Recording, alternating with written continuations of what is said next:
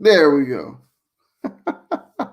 Trying to figure out these new like second and third party thing, but this is the first episode of ScreamCast. We're gonna be delving into. Let's turn that way down. That could be very annoying very quick. Uh, we'll jump into the Halloween franchise. Of course, you see I'm geared up, ready up, we're ready to do this damn thing. The first ever ScreamCast. Let me pull out the audio or the chat on YouTube really quick. It seems like it's faster, maybe on YouTube. I don't know.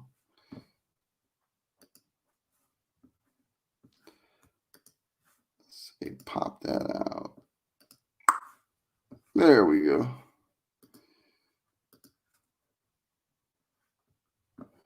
All right. I think I'm ready now. Maybe. I might be ready now. How we doing tonight, man? It is the season to get into this kind of goodness. Let's see if I can go ahead. I did create like a little slide thing here. Let me get my windows in order here. So we can break this down a little bit. Put that over my ugly mug so I ain't got to see my face. There we go. Nope, that ain't gonna work either. So that's going to hide over here.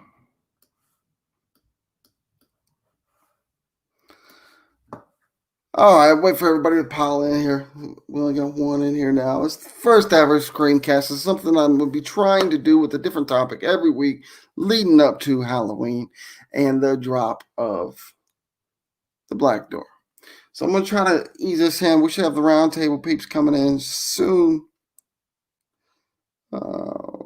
Slide that out. Okay. All right. I think we're ready. Let's see if it'll let me screen share. And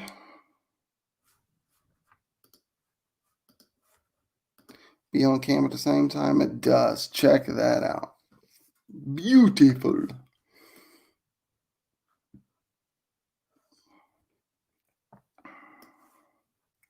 I don't need you to check my spell. I think we got it.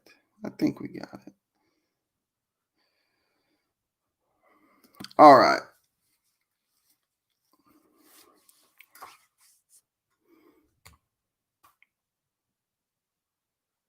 We're set up, ready to rock. Now just kind of wait. I probably should have shared this out, huh? Yeah, maybe. Oh, getting back in the groove of things.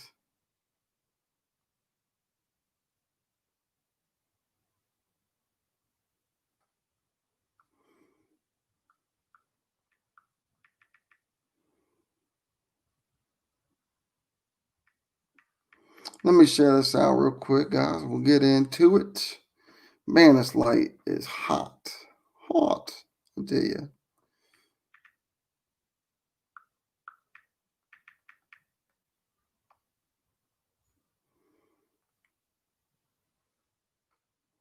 All right, we shared it out there.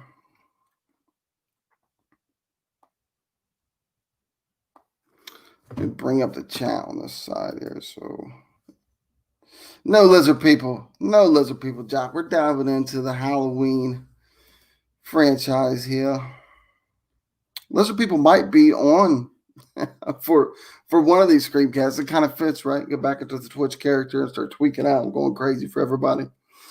But we're delving into the Halloween franchise, the dawn of the shape, my addiction, my love, my man. Oh, Michael, righty shotgun here.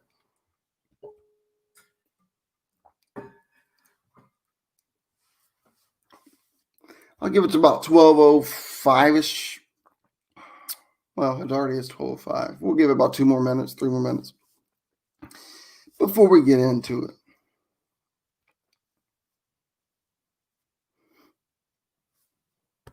Tis the season, though, man. I love this season. I love getting into September. We're getting closer and closer. Then hopefully this COVID thing's lifted up enough to where we get to enjoy the Halloween season like it's supposed to be. And get into that. Can't wait. Right now I'm just trying to figure out how to see that. Right there, maybe. Yeah, that works. All right, fine. We're just going to jump into it. It's already 12:05. So, talking about the Halloween franchise, we have to start with the start. The start of the shape, of course, 1978, the original film. Rob Zombie. We'll get to old Rob. We'll get to old Rob. Love his music. Movies, meh. It's not so much. The dawn of him, the dawn of the shape in 1978. Of course, you got all your little fixtures and stats there. 1978 American slasher film directed and scored by John Carpenter, co-written with producer Deborah Hill, and starring Donald Pleasance. Doc, we know him as Loomis. Let's go with Doc Loomis there, right? Jamie Lee Curtis herself, the Scream Queen, the Dawn of the Scream Queen. Really, that you can't have a Michael without Laurie, a Laurie without Michael. The yin and the yang, the flip side of the coin, the beginning, the middle, the end. Those two cats. How can you have that? Anyways, and Jamie Lee Curtis and her film debut, the introduction of the Scream Queen. The plot tells about a mental patient who was in the damn nut house for murdering his teenage sister. I don't need to read all that stats. He gets out, comes back Halloween, starts slashing folks up. Now, here's what gets me. I was always under the understanding, like on the first Halloween, they established that Laurie Strode was Michael Myers' sister. However, after going back and watching, I mean, this is something I've been a diehard fan of this franchise for as long as I can remember, even as a kid. Like I used to watch these films as a young kid, good or bad or indifferent, and I was just fascinated by them. Like I thought then that they established in the first one that was her brother and he was coming back. I did not know till I got older. It wasn't established till the second film that was her brother and he was kind of coming back to kind of finish off that ordeal. If you believe that storyline, that's something we'll get into a little bit more through these slides here. But I didn't realize that. I thought the beginning was established. I didn't know that it wasn't established the number two. But right here, the beginning of it, you got to think about that. 1978 is when this franchise kicked off, in 78. And it still holds true. The original, to me, still holds its cinematic value today. I love like that first person slasher view that they kind of played with there. Just Jamie Lee Curtis in general, her film debut, being the original Scream Queen, the one and only Scream Queen, the woman. All these elements, of course they didn't know that. John Carpenter didn't know, hey, this is going to be a hit and this is going to take off. Nobody knew that. But looking back on that and knowing, it's 2020, getting ready to get out of 2020, thank God, and going into 2021, where it's another big year for this franchise, and they're getting ready to drop a sequel and a trilogy, which has never been done in cinematic history, a month apart in the same year, which was supposed to be this year, but hey, COVID kind of shoved the rod up that, just like it did many other things. But to know it goes from 1978 to 2020, and it still holds its cinematic value. There's not too many films out there, I don't think, that can say that or do that and say that they're still breathing new life into that franchise and making it valuable and sustainable. That's why I think I love this franchise over any other franchise. Horror, like on the horror genre, you got to put the Halloween series above like the Freddys and the Jasons and that nature, just because the longevity, the multi-thousand different timelines and storylines, whichever one you want to go with or pick or choose to abide by. They did kind of stray away from there, and straying away from there leads us to our next little slide up, is the one we don't speak of. Now, Halloween 1 and 2, Laurie Strode finishes off. She's in the hospital, and Michael comes to the hospital to kind of finish her off in the second film. Outstanding sequel. by all accounts. Typically, sequels are not better than the originals. I mean, you look through cinematic history, there's very little sequels that have surpassed the originals. I don't think this one was better than, the sequel was better than the original by no means. However, 2018's film picked up at the end of one. So kind of like one and then until 2018. So if you follow that storyline, but I don't care what storyline you follow. This is if you're if you're a Halloween franchise fanatic nut lover like myself, we do not speak of this film. It's hard for me to look at the cover of this film. It's hard to look at the how do you even want to call that a Halloween 3 when it's just those three masks. A mask company is like taking control of children and melting their faces with there is no shape, there is no Laurie Strode, there's some weird dude banging a chick in a hotel right around the corner from a freaky horror mask ordeal with that annoying ass jingle that just keeps playing throughout the whole film. Even if it wasn't a part of the Halloween franchise, let's say it wasn't even I don't like the film. I don't like the feel of the film. I didn't like the cinematography. I didn't like the story. I did not think it had that title shouldn't be on there. Okay, this is the one we don't speak of. And I'm getting kind of hot just even kind of being on the subject of them even calling this an H3. It don't make any sense. Even watching this as a kid, I remember like thinking, okay, Halloween 1 and 2, we're going to see Michael Myers, we're going to see Laurie Strode, we're going to see these things again. And we just kind of didn't. It was all about mask making and these insane masks that these. Well, I mean, the subliminal messaging, I think they got kind of cool. I mean, I kind of dug that a little bit because I believe there may be a lot of that going on today, but it's not it's not a Halloween movie. It's not, you don't have the shape and you don't have Laurie Strode. It's not a damn Halloween movie. You got to have one or the other. If you want to do it right, you got to have them both. So not having either one of them.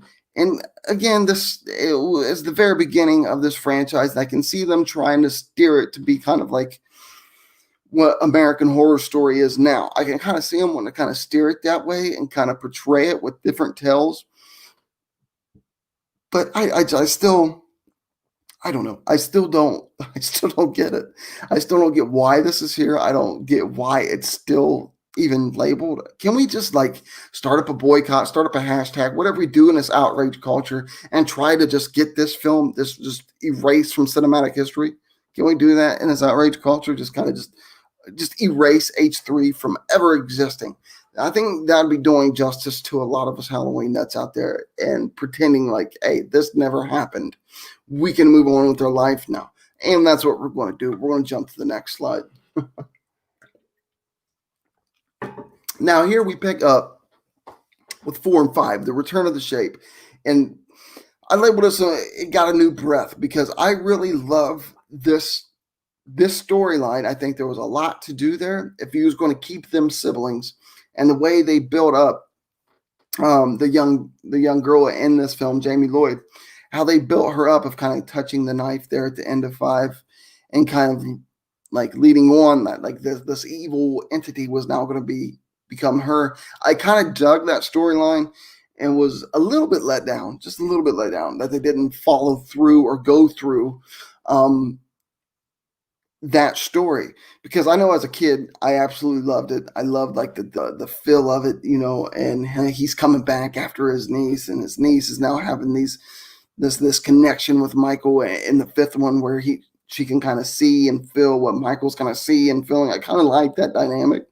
And if you was going to keep it with Laurie Strode and Michael Myers being siblings and this being Laurie's daughter and the kind of passing of the knife, the passing of the torch, whatever you want to call it, I dug that idea. I really did. And I thought the franchise could expand on that. And it always seemed to me like from the one we will not speak of, the one we just covered in the slide before this, maybe they were still trying to do like get away from the shape and kind of create this episodic type ordeal with the franchise. Still here with 4 and 5, maybe kind of bringing the shape back and then kind of passing the knife to the next slasher. Maybe that's what they was trying to do. Not too sure, but I really dug the new angle they was going with this.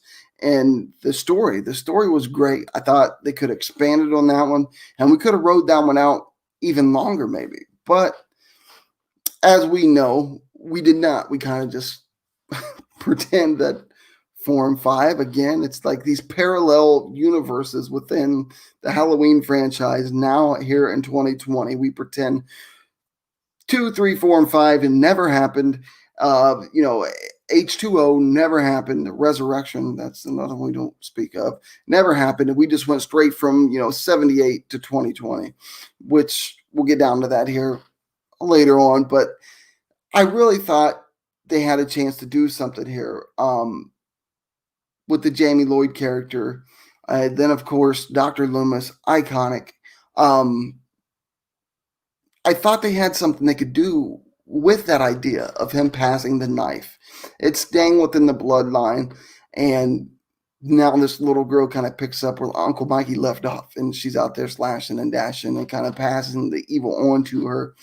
I dug that. I just don't understand kind of why it was kind of washed away a little bit, but I really did dig that. And I've watched interviews and everything with Jamie Lloyd, like explaining, like, she thought that was the case as well, where she thought, her character was going to eventually become this guy and kind of pick up where Uncle Mikey left off, and it was kind of going to take off. But we never got to see that, and it never happened. Could have been great, maybe. Could have bombed, possibly. I don't know. But I just thought it was a cool new angle. That's why, you got new breath into it. It was a different feel. We didn't have the Scream Queen, which I think was ultimately like where the ratings might have dropped, because again, you have the shape, you have Laurie Strode. That's a Halloween. That's true to the franchise. That is the chemistry that we want to see. That is the yin to the yang. The peanut butter with the jelly. That is what makes those films, to me personally, is having those two together on air and seeing that dynamic and seeing that play out. So maybe this is why 4 and 5 was kind of just stagnant. I skip right over the one right after 4 and 5 because, again, there's like 3 of these films within the franchise that it just hurts me to say that they're even still there. And the one that comes after 4 and 5, which, it's the number in between 5 and 7, that film is another one. It's right there. Like, yeah, is it 3 or is it 6 that we don't speak of?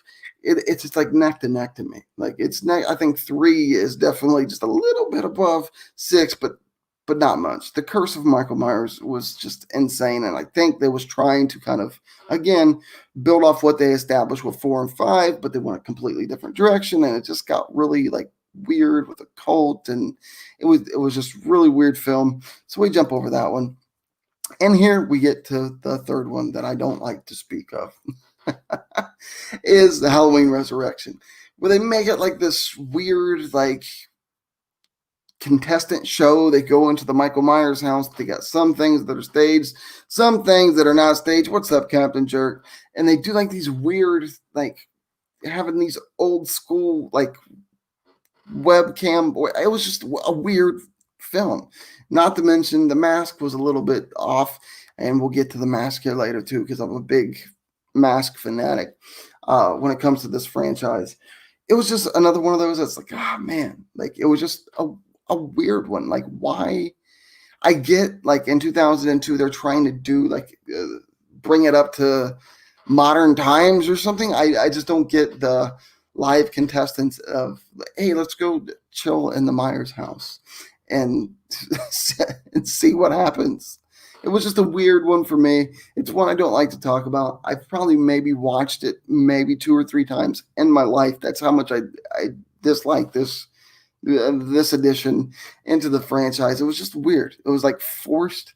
Let's go to his house. Let's put on some cameras. We're going to have, like, I think if I remember correctly, they had like a high chair with like chains on it. Like maybe they chained baby Michael it was a weird one. It didn't further the franchise. It didn't establish anything new, and it didn't bring nothing new or refreshing to the franchise at this time. I mean, 78, 2002, it's already a pretty old franchise. They tried to bring like these new age reality TV show type thing to it. And I thought it was just bland and weird. And like I said, I maybe watched this 2 or 3 times in my life and just I don't I don't get it. I never did get it. Don't like it. And then we can just move on to the next one. Now, the Scream Queen saves the day. Now, this is to me resurrection like not happening. Resurrection out of there. This is when, to me, we finally seen that on-air chemistry once again with Jamie Lee Curtis being Laurie Strode and Michael. We had the Shape, we had Laurie Strode, and we had them together again.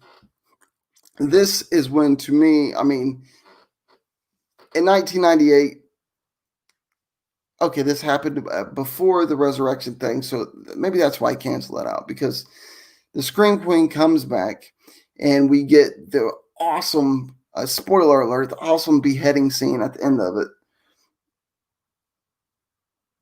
Yes, the original to me. You can't really beat the original because it established everything. Established everything for this franchise. It established the on-air the chemistry.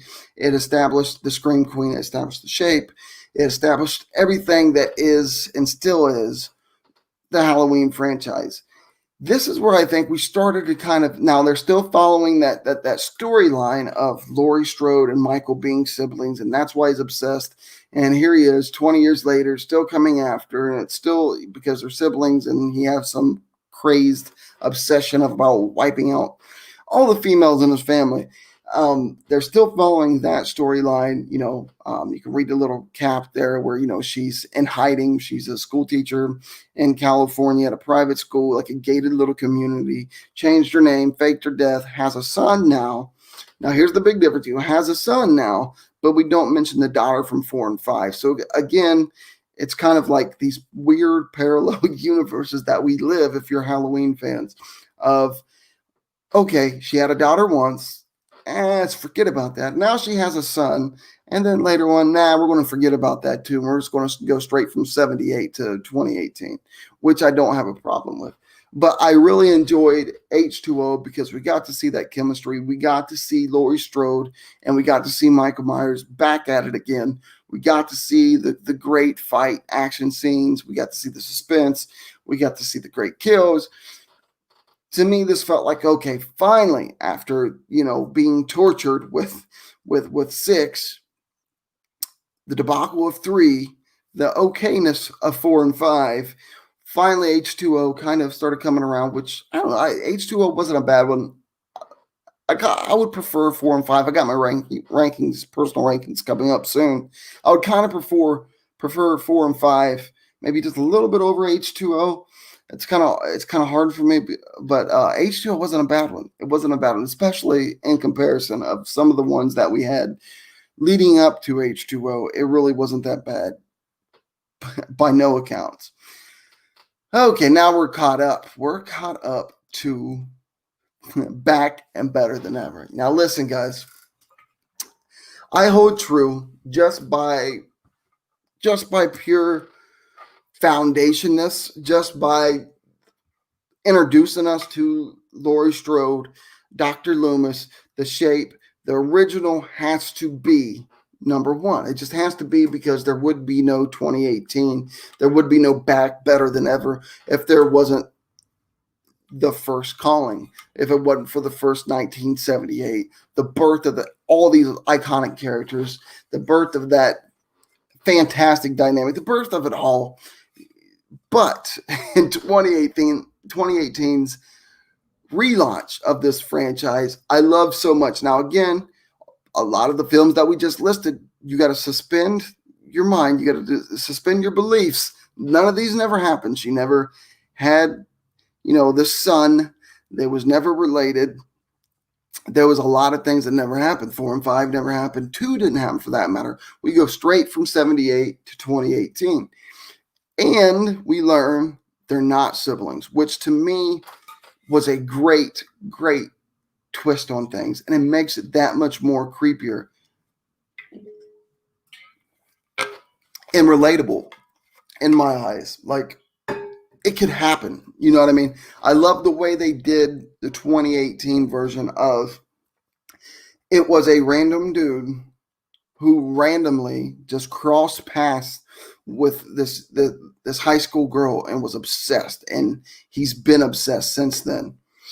Lisa, they I love that. I love that twist. I love that twist of no, they wasn't related. There was just some psycho that crossed paths with this girl, and now he's crazy obsessed, and he's been just mauling on this since '78, and I love that idea of it.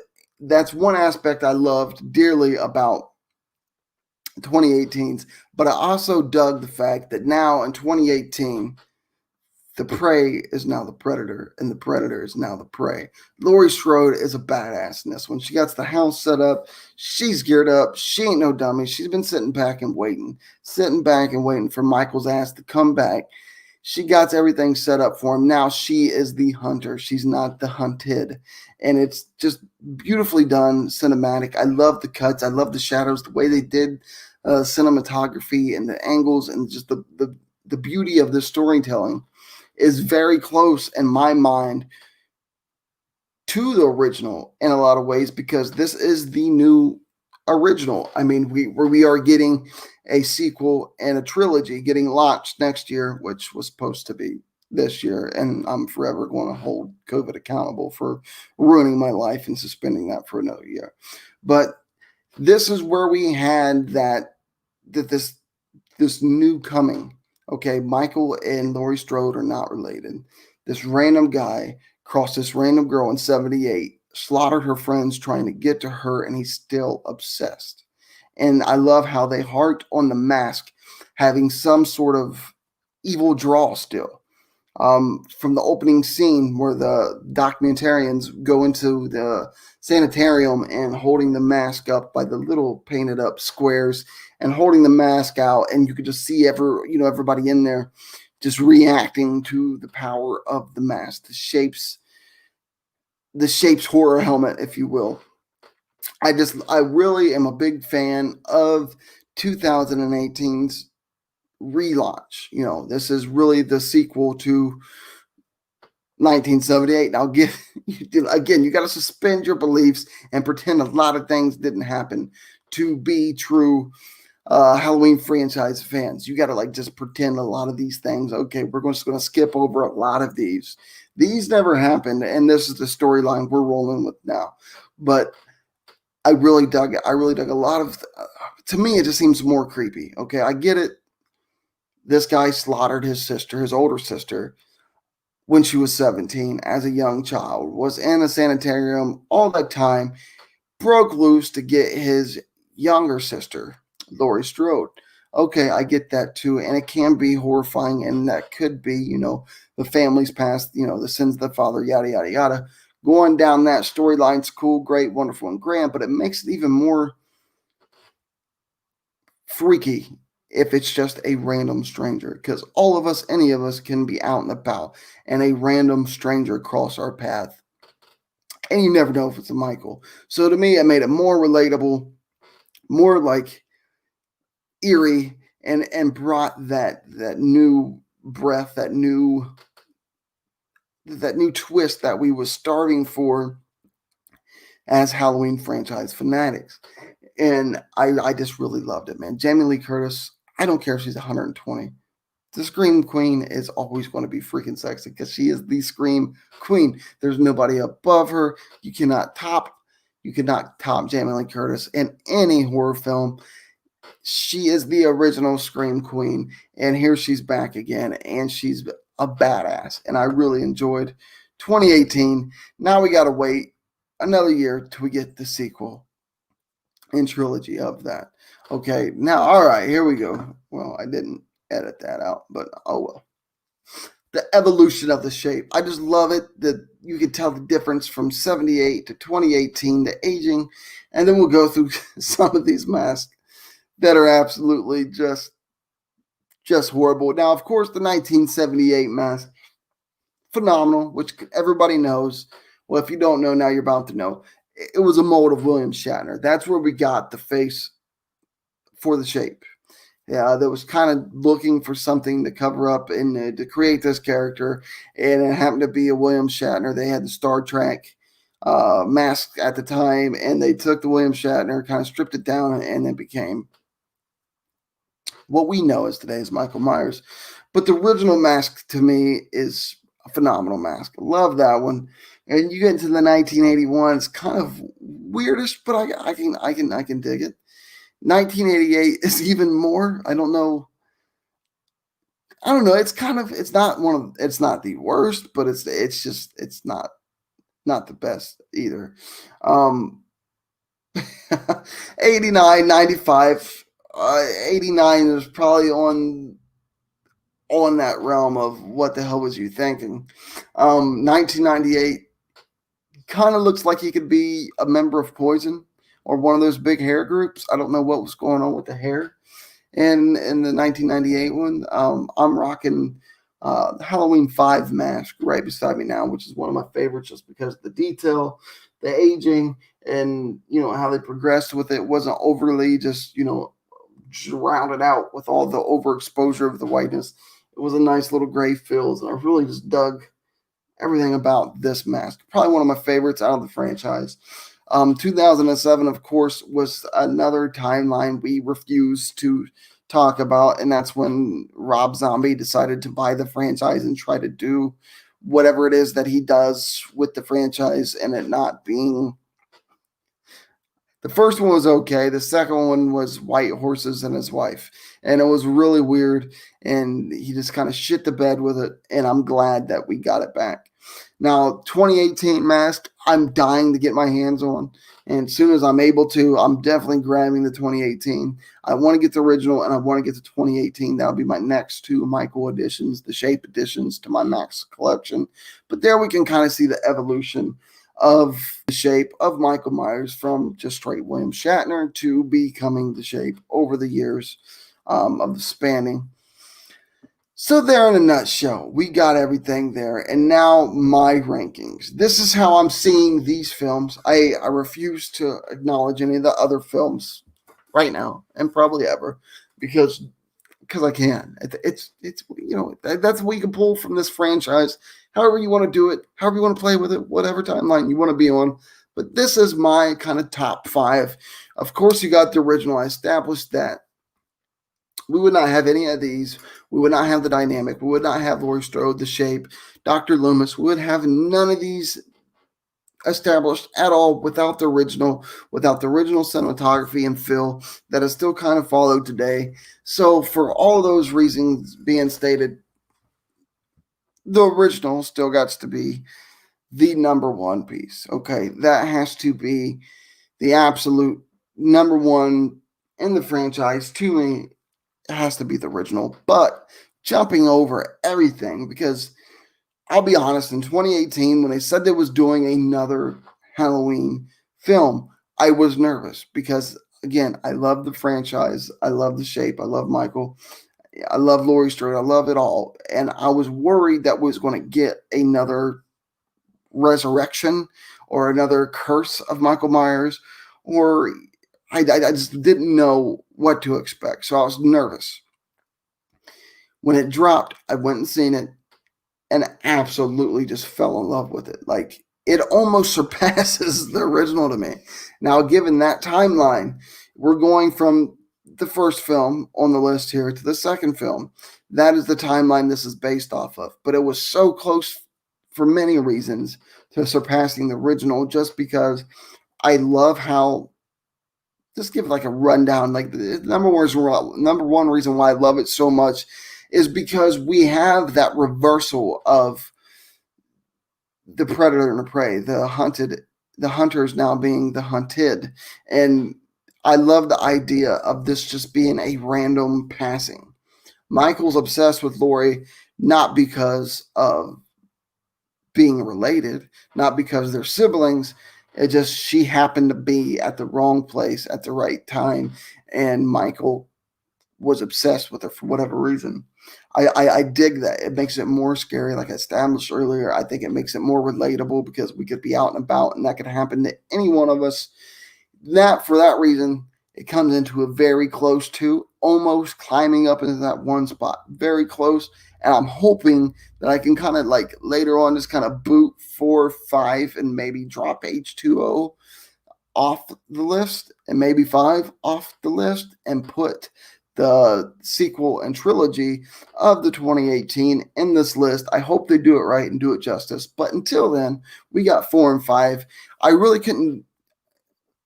I don't know. 5 gets kind of weirdish with Jamie feeling and seeing when Michael was kind of feeling and seeing, and the way they portray that sometimes with the jump scenes kind of gets a little hokey-ish a little bit for me.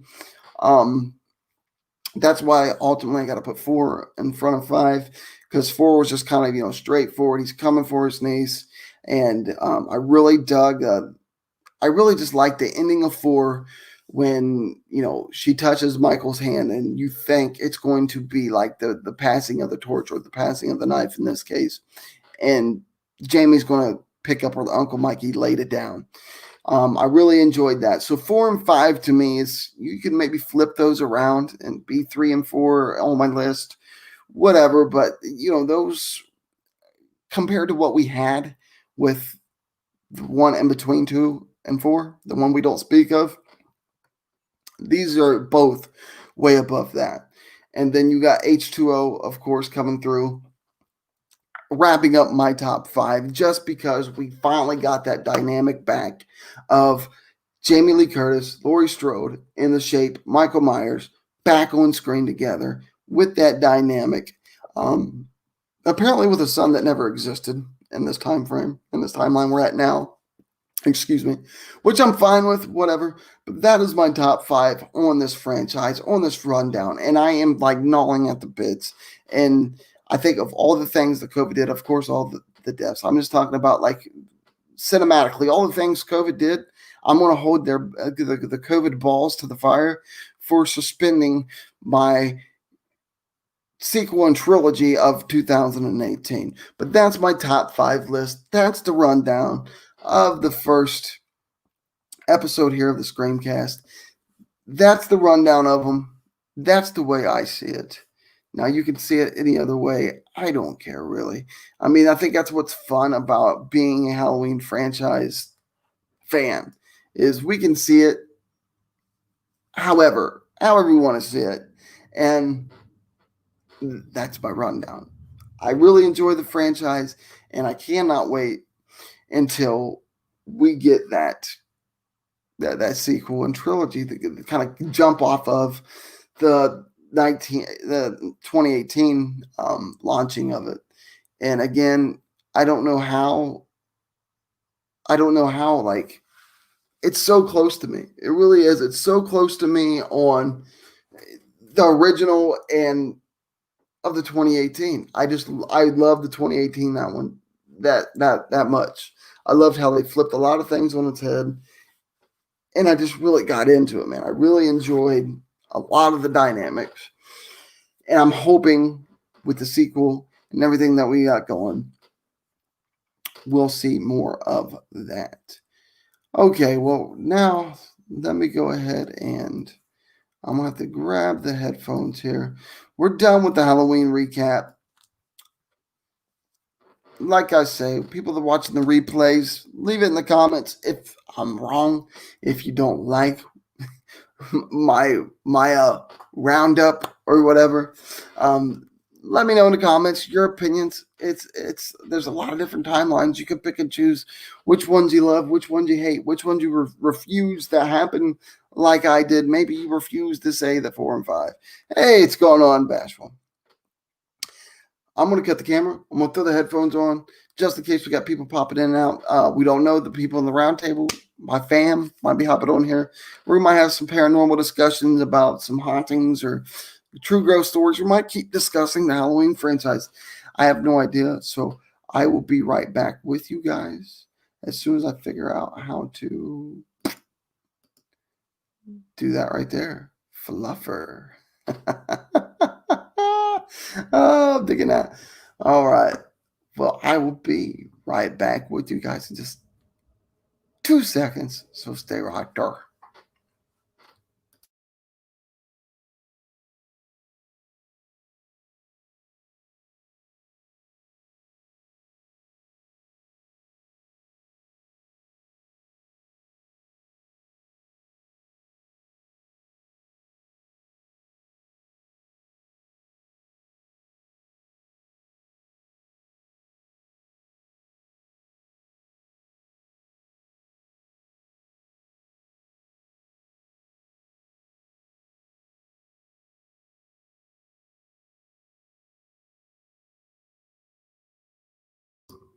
Hello, hello, hello. Is there anybody in there? All right, we made it through. Let me get the camera back up and going for us. We made it through our first countdown here on the ScreamCast. Now, given we're doing this on a Friday night this week. Now, when my work schedule changed, we might have to kick the ScreamCast to Saturday nights. However, leading up, I want at least to do one podcast. We're going to vary. Maybe next week we cover a different horror franchise. Maybe we don't talk about horror franchises at all. Maybe we talk about regular things. Nope, nobody's there. Who knows? But 'tis the season to be creepy.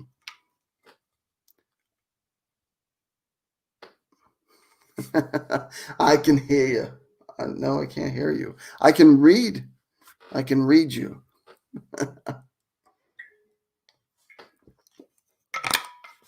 But just me getting back in the groove. Over here on the Ski Channel. Getting something going, you know.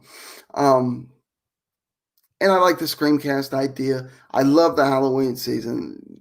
It's my favorite time of the year. You know, you got these Christmas nuts that want to start playing their damn Christmas music in September. And I want to don the mask and the jumpsuit and handle that personally. You don't get to just jump Halloween. You know, you got to give me Devil's Night before you start playing damn Jingle Bells. And that's just the way it is and the way it should be. You can't just jump Halloween. What the hell? They already got like wreaths and shit and Christmas decorations out in some stores. I'm like, pump your damn brakes, people. This is September. We got a whole month of greatness before we got to get into this money grabbing holiday with these damn mistletoes and a fat guy coming down the chimney. Like you got to give me my Halloween first. So with that in mind, we're going to have ScreamCast leading all the way up to Halloween. Now, given once I start working these new insane hours with second shift, it's not going to be fun. It's not going to be great. However, the money's great enough. You know, I'm kind of like a hooker. You pay me enough money, I'll do damn near anything. So the money's good enough for me to say, okay, let's get it. You taught me into it. So doing the second shift things. All right, I'm aware. I'll be very aware.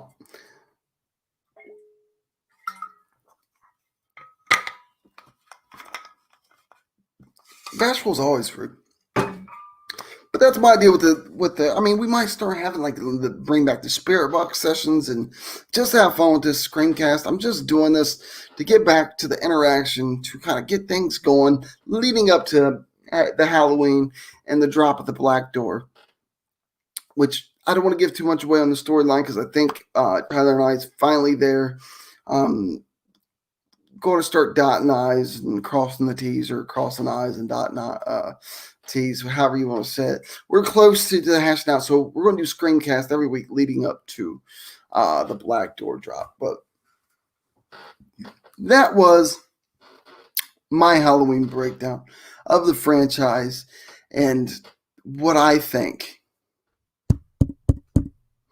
I don't know if me plugging that in messed me up if now I'm going through this mic or if I'm still going through my original mic. Yeah, we ought to bring the spirit box back and kind of start getting into that run of things. I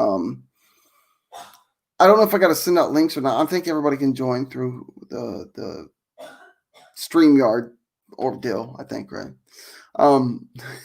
That's how long I've been out of the streaming game. This whole new like second party streaming thing has completely just kind of jacked me up. We got away from Google Hangouts, and I have no idea what in the hell I'm doing. I don't know what the hell I'm doing with it. Yeah, so am I getting the spirit boxes and start doing the paranormal thing and covering other horror franchises, doing those type of things because 'tis the damn season. And listen, we only get like what, a month of Halloween, but it feels like we get like fucking 4 months of Christmas, and that drives me nuts. All the Hallmark movies and the music and the damn decorations, and it's like you can't do that to me. Like you can't do that to me.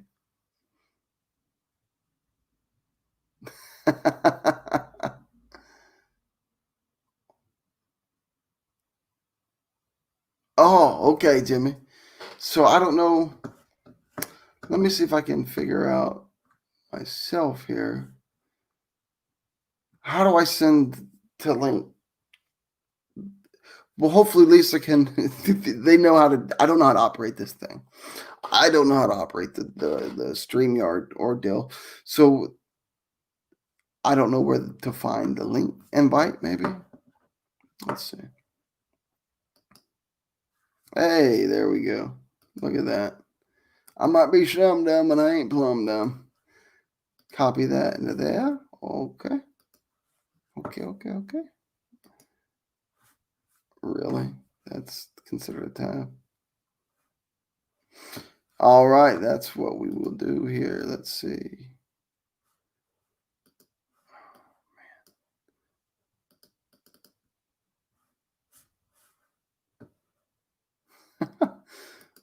New window. There we go.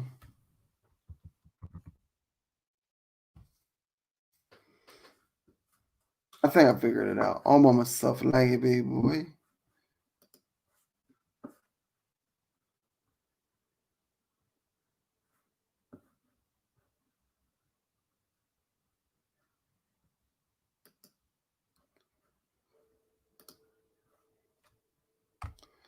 It is in the chat there, Jimmy. Jump back over that way. There we go. We got that. We got that there.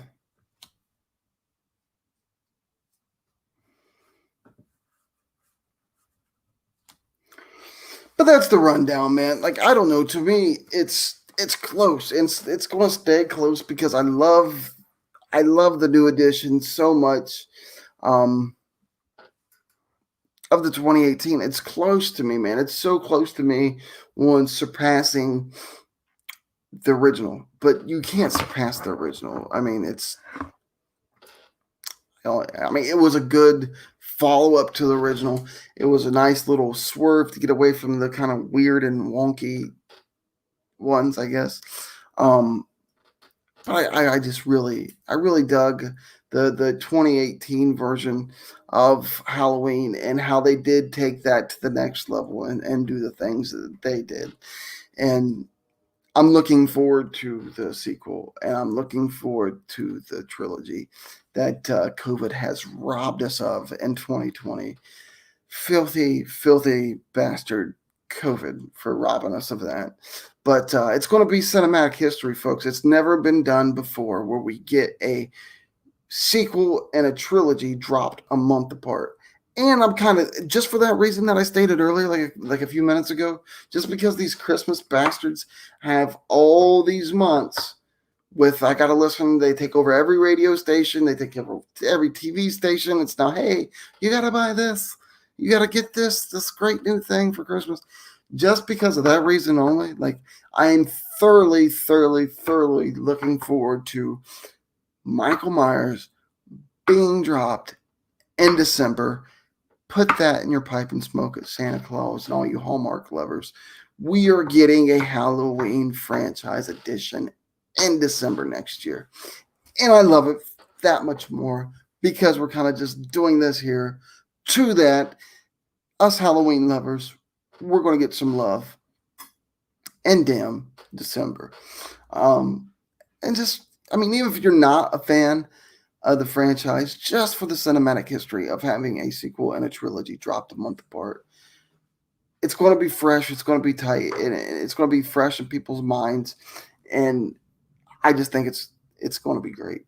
I don't think there's any way on how it can't be great. So I'm really looking forward to that, and upset at the same time that now we got to wait an extra year. Once.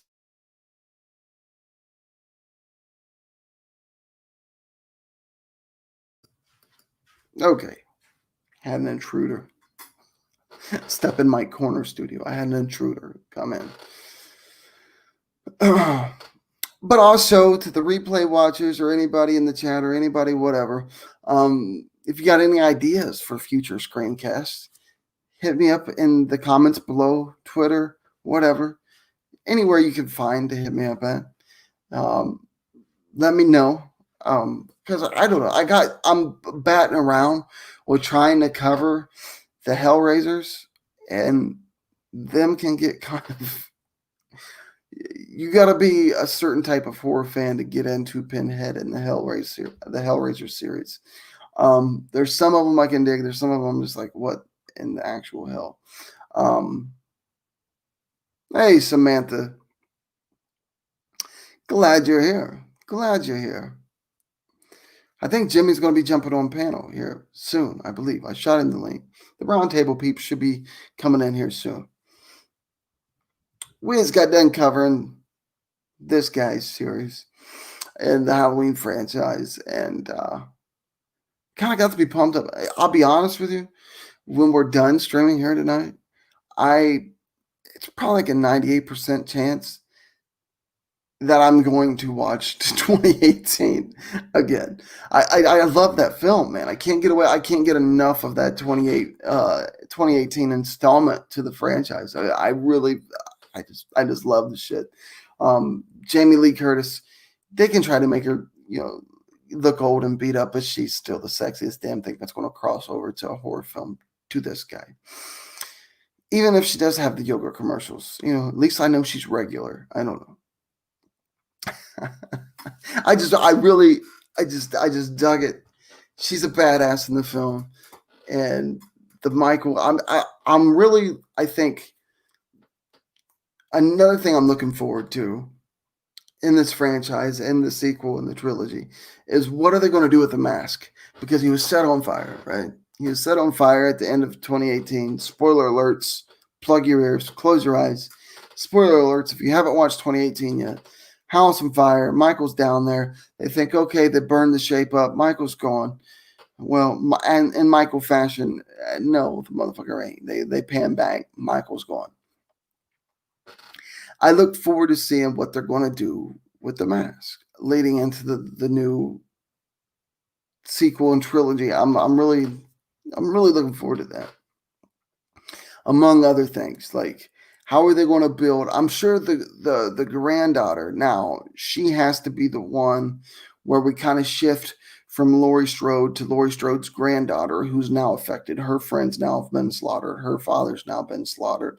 She's seen the shape for herself now, going from thinking her grandma's nuts, this thing's never going to happen again, to holy shit, it's at our front door.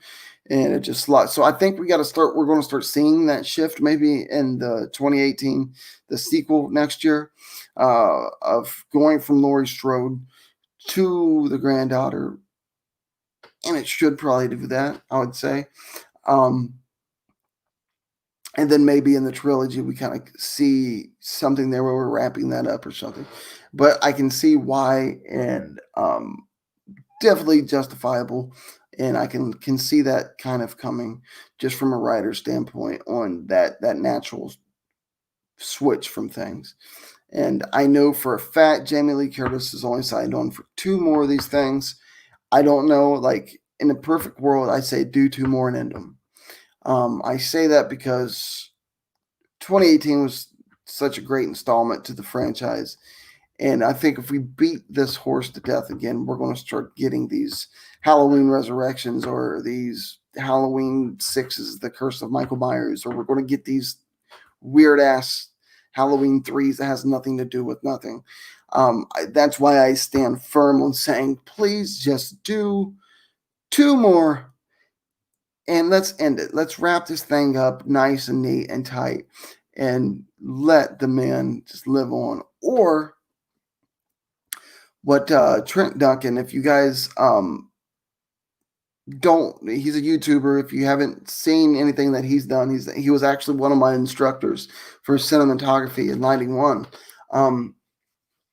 He's doing something that's pretty cool over on his YouTube channel where he's kind of creating the Marvel universe, but with these iconic horror characters like these, Freddy's and the Ghostface and the Michaels and the Jasons and the Leatherfaces all being in the same universe. Now, a part of me wants to see something like that if it's done correctly, like Trent's doing over there on his channel, of seeing these guys kind of be a part of one universe and kind of crossing paths and having their duels and then their fights and their brawls. Um, I can see that working if done correctly. And I love what, of course, I'm going to be a little bit biased. He was my instructor. He teach me some little cinematic tricks with lighting and camera angles and things like that. Great professor, great instructor, but he puts out great content, and I love his originality with the pieces he does put out.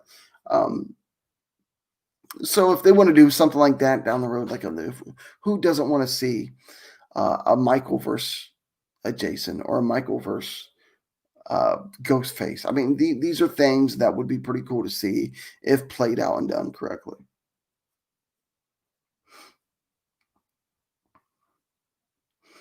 That's me, Sam and Timmy. Like I've always been, I guess because being brought up, my mother, like, it was there was no like handcuffs on horror. She was like, I mean, of course, the the booby scenes and all those scenes. It was the earmuffs, cover your eyes, fast forward. Okay, it's safe now.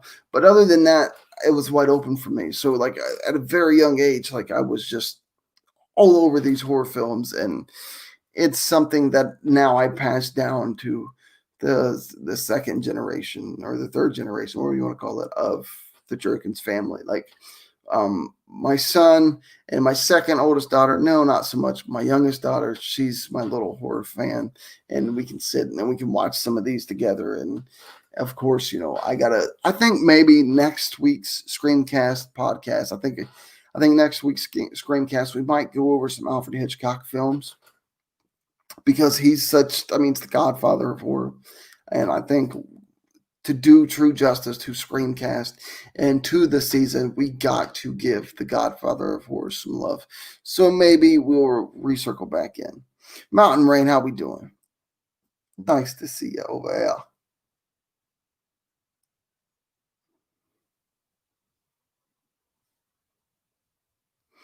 Hey, Lisa, long time no see. I hope everything's okay, hon. Much love back to you, and thank you for swooping in with a thumbs up and showing some love. I absolutely just, I mean, I enjoy Michael. I mean, obviously, I enjoy Michael. He's all, look at that. You got to enjoy Michael to getting. I just love that, that is the original 1978 mask there, donned on the arm. He's my favorite. So I figure doing these screencasts, we had to start there, right? So that, we had to start there. So we started there. I love it. I love it. And I love the fact, like I said, I hope with this sequel and the trilogy, they do not butcher what they have established with the 2018 film and they build on it and bring something new and fresh. And I can kind of see, like I say, I can kind of see how they're going to kind of pass that torch over. Maybe to Laurie Strode's granddaughter or something like that. But again, we're going to be doing these once a week leading up to the drop of my Tyler and I's first short feature film, The Black Door, which is going to be more of a psychological thrillerish horror vibe to it. And kind of giving you guys just a little flavor of our cinematography and how we want to present things moving forward. And plus, just to get us to finally put some sort of feature together and deliver before we try doing the holy grail of dropping a full feature film. So that is going to be dropping on Halloween this year, 2020 Halloween. The Black Door is going to be Tyler and I's first short feature film. Obviously, I'll have that link on here for everybody to check out. Yeah, it's a bit of grind, and we had curveballs after curveballs, but we're going to be able to drop this sucker on Halloween, which was our goal to drop on Halloween our first short feature. So it should be a lot of fun. Thanks, Mountain Rain. Yeah, it's definitely looking forward to it. Like I said, it's been a lot of grind to go into this, even just a short feature. I mean, this short feature, um, by standard, it's only going to be 15 to 20 minutes.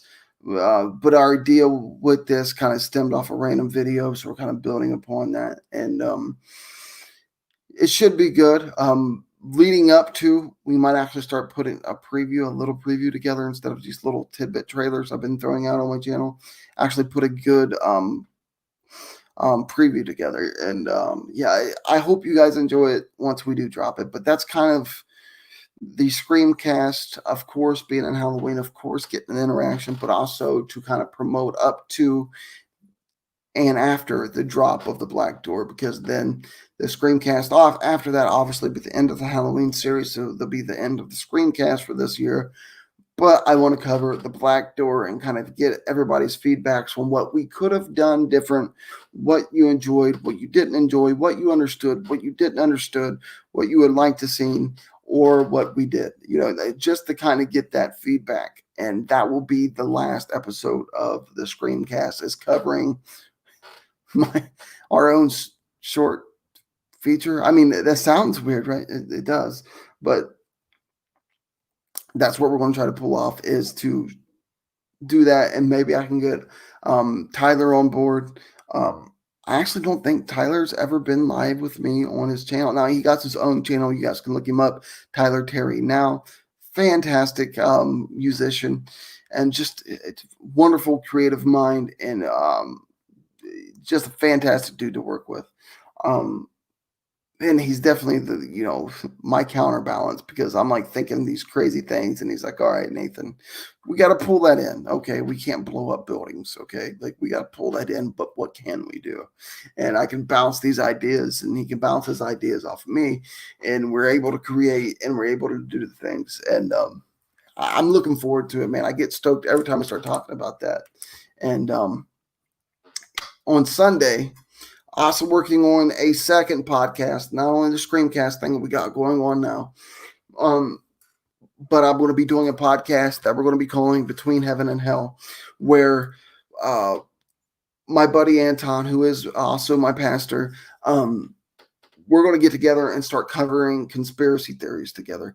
With his biblical knowledge and just me, my goofy ass conspiracy knowledge, we're going to smash those two things together and cover conspiracy theories, which I don't think I've seen done before with a pastor or a preacher or whatever. I don't think I've seen that done before. But Anton's such a fantastic entertainer. He's open-minded, and he's fantastic dude, and I think our on-air chemistry should bleed over pretty well once we start talking about these chemistries. So we're going to hammer out the details this Sunday, and who knows, you might see the first episode of Between Heaven and Hell the following Sunday. Again, we don't know if we're going to do a live format or a produced format for those podcasts. I'm kind of going to leave that up to him and how he wants to do that. With us, co-hosting this thing, me doing this live. I'm kind of used to doing some live broadcasts. I'm kind of tongue-tying and better because I haven't had to carry my own show for a while now. But I'm going to kind of leave him up, kind of whatever he wants to play that. If we want to produce it, we'll produce it. If he wants to go live with it, and then that's what we'll do. We'll go live with it. But thanks, Mountain Rain. Yeah, I'm really going to dig that that aspect of doing the Between Heaven and Hell, of kind of getting just some biblical knowledge from a Christian pastor on some of these conspiracy theories, on what does he think about, for instance, like Area 51, or just any of these conspiracy theories that they're. Listen, like behind the scenes type things, like there's a lot of conspiracy theories that I buy into, and I got to check myself at the door. And that's where the Twitch character kind of birthed from, because it is up here somewhere. There's a lot of them I think should not be conspiracy theories no longer, because there's enough evidence where it should be upgraded to just a plain out damn theory by now. But that's going to be a lot of fun. And these ScreamCasts are just kind of my creative outlet, where I'm not really taken too seriously. I'm just doing these to have fun. Like we just recapped the whole Halloween franchise in under a half an hour, and then me just kind of chit chatting and just kind of letting these things go where they may, and that's where we are.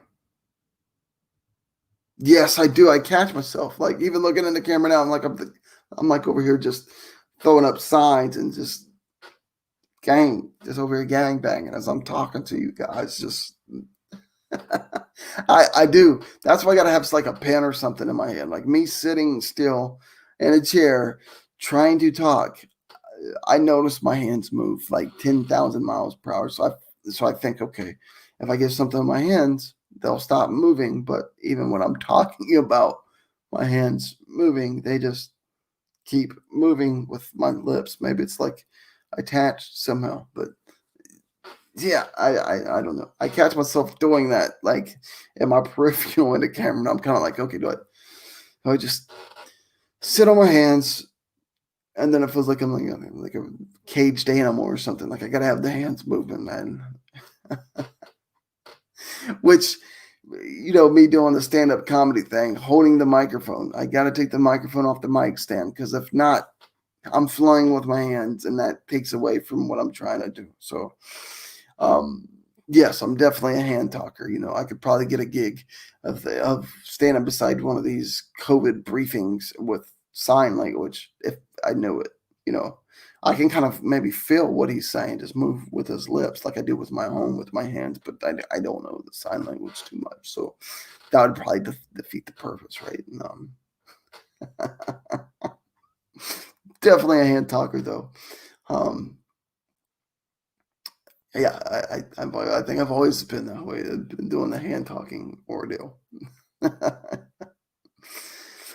So I'm thinking next week on ScreamCast, we'll possibly be covering Alfred Hitchcock. I think we got to tip our hats and pay homage to the Godfather of horror. Um, I can't really list his movies though because they're just so uniquely put together in their own right, and with his writing, I mean, just he's the Godfather of horror, folks. Like he is the beginning of it all, in my eyes. So maybe we just recap the man's career, discuss his career. I don't know. I'm leaning more towards the Alfred Hitchcock for Screamcast number 2. And once we get the roundtable folks in here and get on panel, maybe start spitballing like some real paranormal events that we have had, and maybe incorporate that into every episode, or just I say paranormal because it can be any supernatural happening. Excuse me, from the Mothman to the ghost in your home. Well, thank you, Mount Rain. Thank you for being here. I appreciate it. I hope to see. Well, next week, if the new job hours kick in, Screamcast will be kicked to Saturday nights instead of Friday nights. But hopefully, I'll get to see you next week. And stay tuned for The Black Door on the 31st of October this year, my first short feature, and Between Heaven and Hell. We got those two coming for you too. But it was great getting a recap.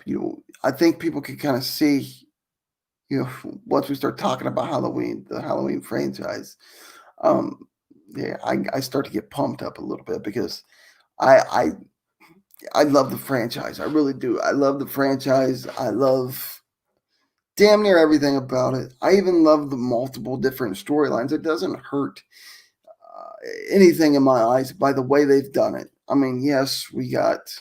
Does Laurie Strode have a daughter? Does Laurie Strode have a son? Does Laurie Strode related to Michael? We got all different flavors within this franchise, and you kind of can pick the ones you love and hold on to them, or you can just ignore them. I don't know, but I enjoyed recapping them, and of course, the original it always has to be number one, right? But that 2018 come pretty damn close in my eyes to to dethroning that number one spot. Pretty close, not close enough, but pretty damn. Looking forward to the sequel and trilogy. I think I've said that maybe only 17 times tonight. But I am looking forward to that wholeheartedly. And like I say, you know what? We got not even a full week left of September, which means we do finally get to the best month of the year, October. It's what I starve for.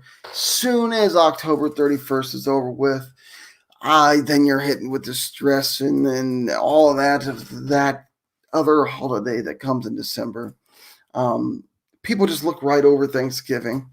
Um, well, maybe I'll get to enjoy Thanksgiving because then I'll be able to take myself off of this damn diet that I've been on for the last few weeks for this damn short feature. So I'm looking forward to Thanksgiving this year. But it seems like we just skip into this Jingle Bell season and the Home Alone movies and yeah. But this is the season. This is the season I get amped about. The ScreamCast gets about. This is the season that I thoroughly enjoy. And it's stoked as hell that we'll be dropping our first short feature on Halloween this year. A lot of good things happening in October. Looking forward to it a lot. I'm saying here a lot too. I'm usually not a hummer. I'm turning into an hummer tonight. I don't know. Maybe it's just because I've been rambling on nonstop. Maybe 3 breaths for an hour and 12 minutes now. And it's been a long time since I've been doing that. So, I mean, maybe that's why the ums are coming in every other word.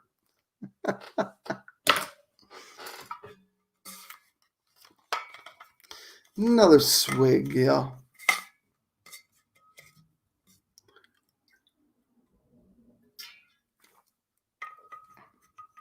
And this might be the first time over here on the Skeeter Jerkins channel where I've went an hour and 13 minutes without a chew in my lip. A whole hour and 13.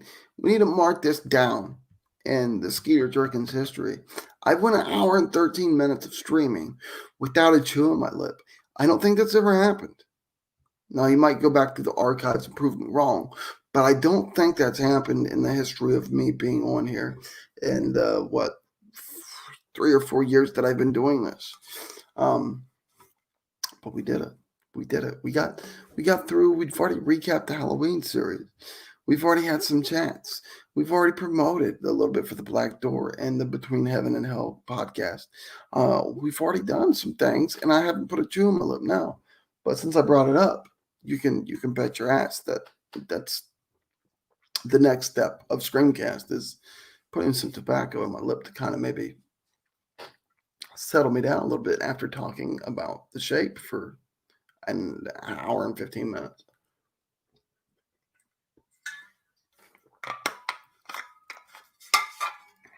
That's some high quality H2O. So what's your guys' feelings on my rankings? Now, I already closed out the window, but of course I put Halloween, the original, 1978 original is in that number 1 slot. 2018 is in that number 2 slot. I think I put 4 and 5 coming close. Either one of those could be 3. I kind of like 4 better than 5 because it don't get as hokey with these weird flash scenes of Michael and Jamie. But there's 4 and 5 fall into 3 and 4 spot, with the 5th being H2O, just because that is to me we finally got the Scream Queen and the shape back on camera, the dynamic, the action. So you can hate me if you want to, but that's my rankings. Hey, how we doing, Ann? Oh, I'm doing great. I cannot complain. We got through the first ScreamCast and me not doing any type of streaming other than over there with the Roundtable fam. I haven't had to carry a show by myself in a long time, and it not be like a comedy type ordeal. Like we actually did a coverage. You do what, Bashful? What do you do? What do you do? You want to try to dispute my top 5?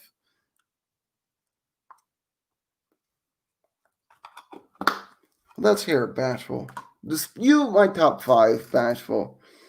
I knew it was going to be you. You probably watched all these Halloweens from your bathtub with your multiple ingredients. And what do you do there, Bash? Here's the delay and the silence. Bashful, what do you do? You say I do. What do you do? You get your tell up here on panel too, Bashful. Or Miss Ann. Or Miss Jim or Miss Jimmy C. Anybody's welcome to hop up here on the panel and discuss the Halloween franchises, or we can discuss real life paranormal happenings, supernatural happenings, your beliefs on those things. Just open spookiness discussion. Let me.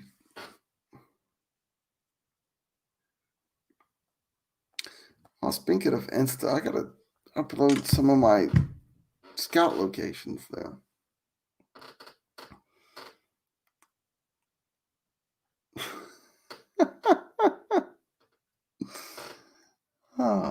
Dorito and the Lucha Cabre.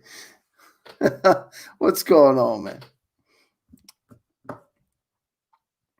Uh-oh. Marky Mark is in here. He is in the house. Hide your tortillas. Sure. Anybody's welcome. From the Roundtable fam, pop on in. The link is in our chat, and I'm sure, Fluffer, you have more knowledge of the stream, the StreamYard thing than I do. I don't know what I'm doing. Boop, boop.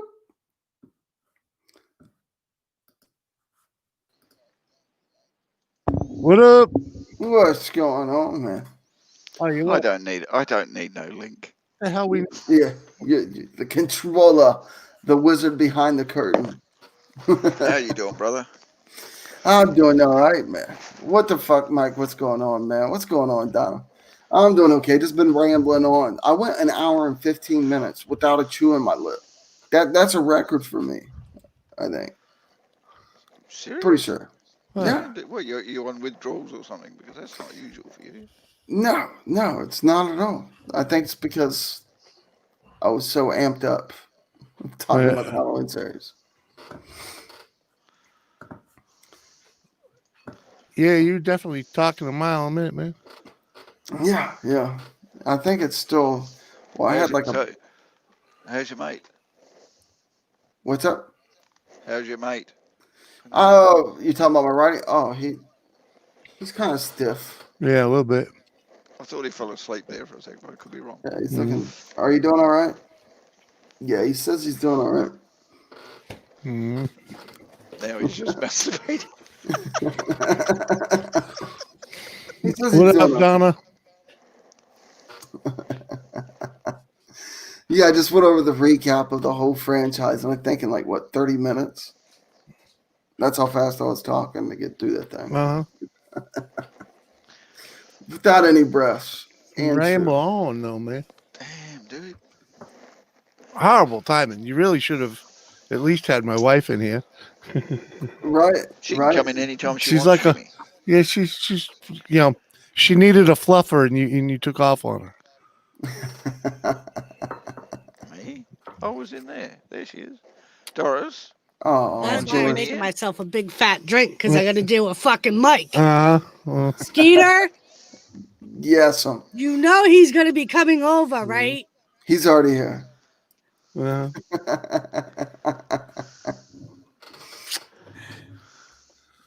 Mike, you do have a link. You can check your hangout. I definitely needed Doris to come in for the horror films because she's another horror I'm coming, buff. Skeeter. I'm coming, honey. Okay, Skeeter, what background do you want? Whatever background. No, I can't do it. Whatever. I got to have. Yeah, a something that specific- looks horrible. Yeah. Hey, beautiful. Hi.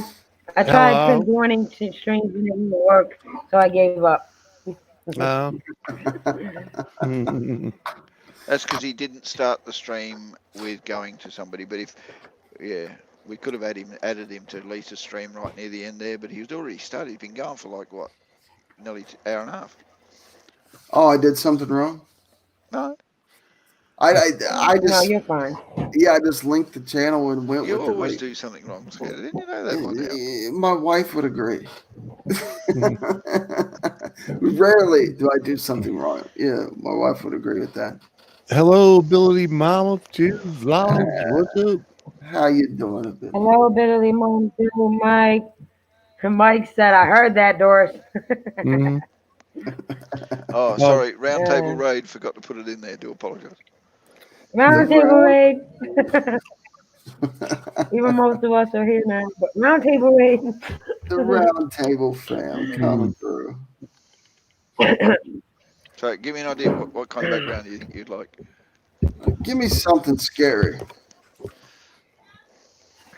I'll put your mate in the background. All right. Yeah, there you go. Yeah, there you go. Is that okay with you? How about you make him an overlay? Yeah, he's good. He's Make good him with an it. overlay, but then nobody'd see us. Okay. Huh? Hey, Dorito. Dorito. Yeah, so I get kind of amped up when we're talking about the Halloween franchise. I guess you guys could see that since I Mhm. didn't breathe in like an hour. Yeah. Pretty much. Yeah. I feel like an auctioneer. It was hard to listen to. I was going. You know, Doris gets like that when she gets going, too. Don't feel figured bad. I'd take one for the team and actually be in your chat the whole time I was there. Anyways. Yeah, it's a first. I mean, this is just a random idea of mine. Like All most right. of the stuff. Carl did it. Oh, it's a great idea. It's just horror flicks they just really aren't my thing. So Yeah. You gotta have that flavor. You know what I mean? It's either you love them or hate them. There's yeah. you don't have your in betweeners hardly. Right. That's why. I'm like, damn, man, your time is so wrong. My woman's occupied. I needed the better half. Oh yeah, you did. She'd have at least slowed you down a little bit. Yeah. Made you think about the words coming out your mouth. Yeah. I wanted to really skip over Halloween. Well, the one that happened in between 2 and 4. Mm-hmm. And that one hurts my heart. I think she agrees with you, though. Like, yeah, that one is like, why in the hell would you even try to do that in the middle of this franchise? You're going to take the shape out of it and just add this weird All right, dude. Peter, before you get confused, we're live on the round table and your channel at the same time. Oh, So Jesus. both chats are. Look at that. Both chats are where? Are going. Combined. Okay, so where do you get to see them combined? 2 chats in 1. You don't. You've got to go to each individual channel, but Oh, StreamYards will show the chat from both channels at the same time. You won't know which is which until they say something. Oh, I don't see the chat. okay, so I got the YouTube pop out chat over here, but to see both of them, it's over here in the StreamYard. Oh, See, man, this really? All that crap? Yeah, the second or like third too party loud. hosting is pretty insane. Hey, Jenna. Hey, Rosie Rand. Hey, Welcome Rosie to my Rand brother and Peter's channel. Damn it, Jenna. Everyone needs a damn Jenna. Yes, we do. Man, Yes. It's a lot easier to try to tell everyone to come to Skeeters. We just do it all at the same time. Well, I haven't did nothing on this channel Well, like live stream wise in ages. I did one this morning, but of course I played too much music and they frown upon that now. mhm. Skeets beats Yes, can no they longer be do. a Very thing. much so. I was fine if I stayed with my boy Crucifix music, but as soon as I branched out from that, they kind of hit me with a lot of stuff. And they don't even give you no warnings. They just straight take your shit off now. Some people do, damn it. Some people do. That's funny shit, Mike. Go ahead, Mike. Just go out there and keep finger banging your damn milking cows, but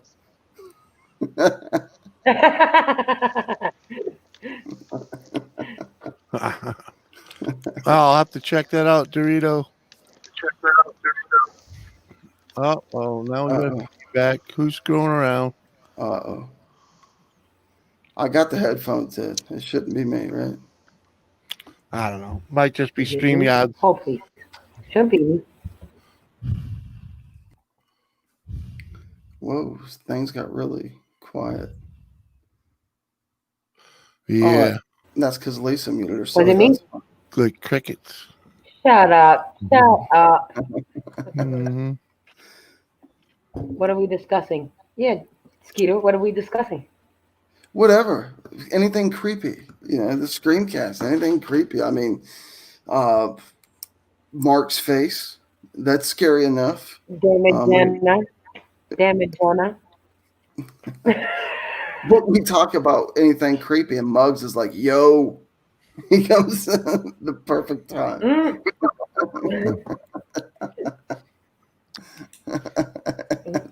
The Mark's like, "Bro, come on, man." He told you, Well,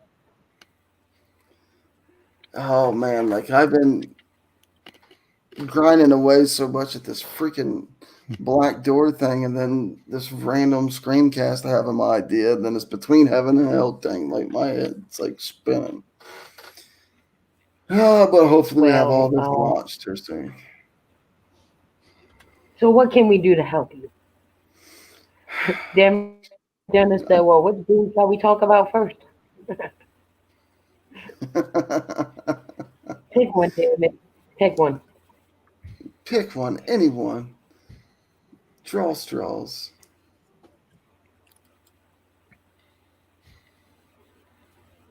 Well, it works, man. It works. You want me to shut the hell up? Super chat. Oh shit! I thought the super chat was to make Jimmy drink more. No, that's yesterday. Yeah, That's the Thursdays. I think I'm too tired to freaking drink. Yeah, I hear that. Recently, Like, so I got one more football game. My poor boys have not won a football game all year yet. I got another one in the morning. Well, not really in the morning. I think it's a late game. I think we start at like 12. But hopefully my boys will get a win. Hopefully we'll get a dub finally. Now my defense has been holding strong. Uh-oh. More feedback. we're waiting for the dream, damn it, Jenna. We're waiting to hear about the dream. Yeah, So- where's your dreams? So cliffhanger.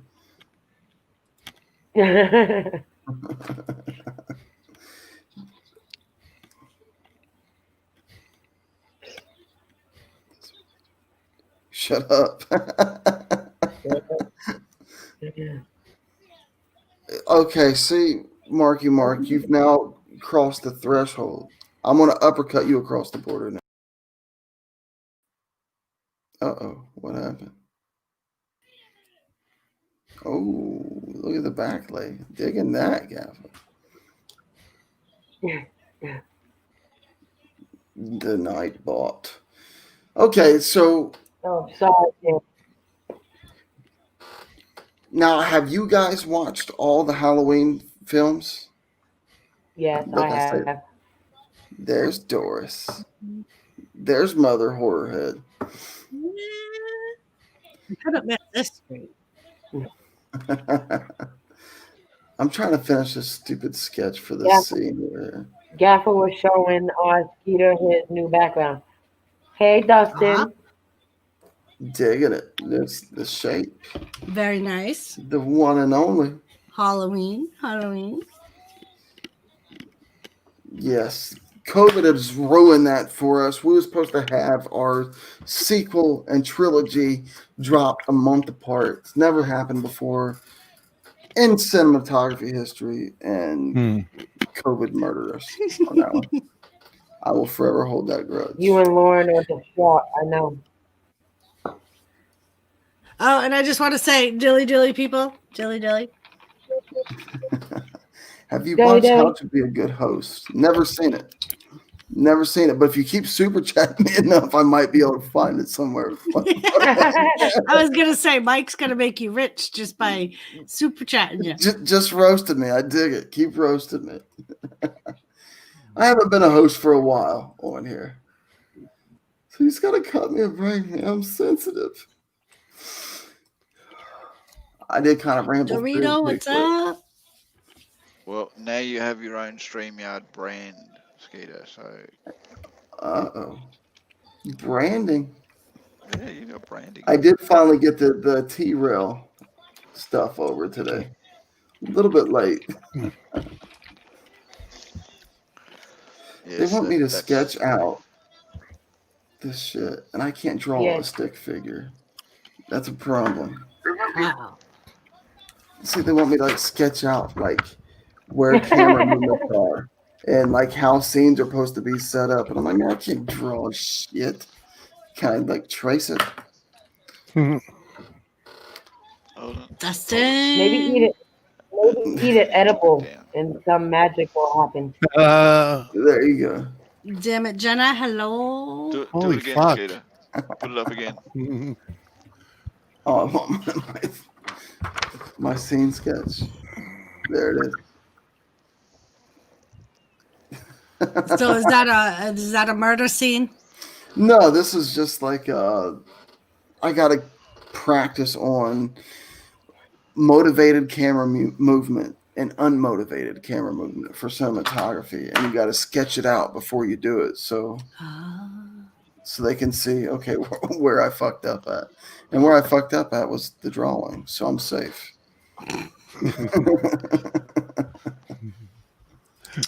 Dustin cracked his phone so he can barely see what he's typing. Oh shit! Are y'all job, laughing at all these? Yeah, you laughing at these super chats or not? Yes. I'm enjoying them. If you keep it going, I might be able to find how to be a good host and hashtag stop talking. All right. Oy. There's something If we keep it going, I'll almost have. If the super chat keeps going, I might have my props and costumes done There There you go. for my film. So maybe if I think you better keep rambling then. Yeah. just Right. keep rambling on. Mhm. It might be my psych meds too. I don't know. Maybe all 13 personalities are trying to talk at once. And that's the problem. That could be. I know that could be What's a that problem for you, problem? Skeeter. Hold on. It definitely Skeeter, is. I thought that's what happens every day. It is. It is. They all like come out at the same time, manifesting. And it's, own them in. Especially when we're talking about Michael Myers, though, because then I get excited and get pumped up and almost go into like a WWE promo. You know? Oh yeah. You like snap into a Slim Jim and Yeah. just fucking go wild. That's it happens. You just snap into it, brother, and start feeling.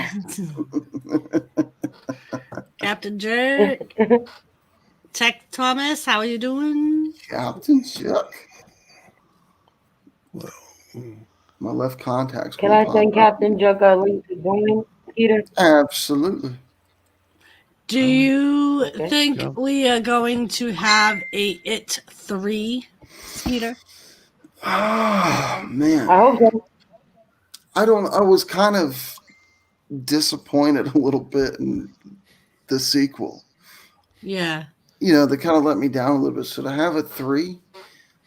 I think they maybe should, just to try to kind of redeem themselves and kind of correct some of the mistakes into. But it just seems like it's so hard for them to take Stephen King books and making them into movies. Yeah, it's never the books are always better. Always better, yeah.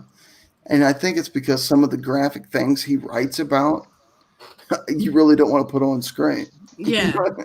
Like it, for example, in the book, the female of the group literally sleeps with all the guys so they can be connected to take down it. Yeah. You can't really show that in the movie now. But To be really honest I don't with you, know. I don't even want to find out what his first drafts of each of his books is about, because that guy has got some serious shit going on in his head. Yeah, he does. He does. I think he like takes a drop of LSD and then tries to go to sleep. I think he takes a drop of LSD to calm himself down. that very well might be too. What up, Cap? Hey, doing? What's going on, Cap? Hello. Thanks for having me up. Yeah, no problem, bro. Skater, Fluffer, Hey, Mike, Please to be stop. really honest with you, Doris, Mike, Jimmy? if you really want Skeeter Yeah. to shut up, that's easy fix. I'll just do this.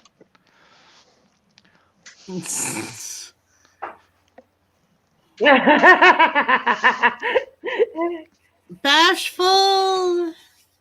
Also, there's a link roundtable chat for you, beautiful. Oh, yeah. Hi, Bashful. You still fucking mute. You gotta unmute yourself, Skeeter. Skeeter. Hey, B-Lady. Oh, he's not even talking. Hey, Jet Now Lag. he's unmuted. Did you just work that out? Damn it. How you doing? An asshole. And now you know Oh, why see he's that? in films. Why he's Skeeter? Yeah. And now you know why Skeeter's in films and we are not. Yeah.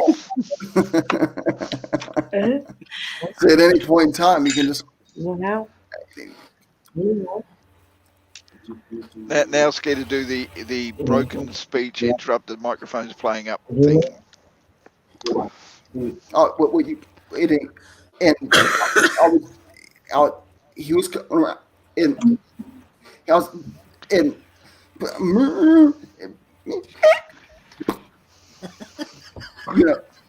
And we kind of went.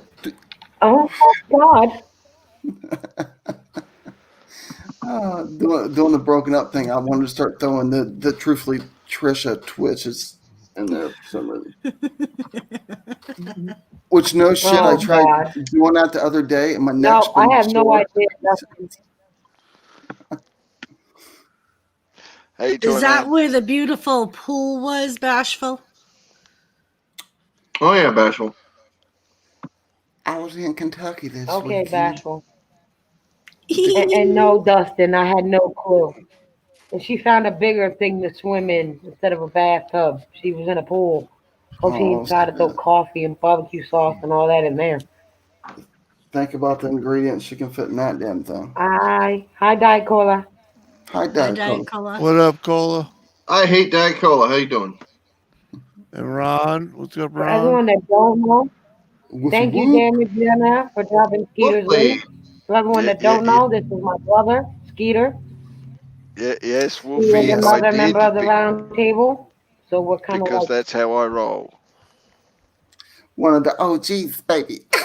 That's popping and locking. Hey, Dustin. I am fooling around with actually doing some more parodies finally. I know I've been saying that, but I finally got an open space where the parodies might start coming back. And of course, truthfully, Trisha is first on the list because she's just so much fucking fun. Oh, thank God. She is. Yeah, it's fun doing those. Damn it, this contact is driving me nuts. Nice, Bashful. Oh, that was the pool at the hotel. What are you doing at the hotel? Filling the Or pool full of who coffee. are you doing at the hotel? She was swimming in the pool. What do you think she's doing? Thanks, Jennifer, dropping the link. You would think- Jetosh. From the Josh, how you doing? Skeeter, you would think you would learn from this. Some things YouTube frowns upon. Let's just leave it Yes, there. music and bathtubs. I can think of a lot of things that YouTube would frown upon. Just saying. Was that KY? Yes. Oh, CDS brand. Yeah. What? I don't want to know why that's so close to your computer station, man. It's in my top drawer. Oh shit. Jet Wash, what are you talking about? He's always shining like a turd in a punch bowl.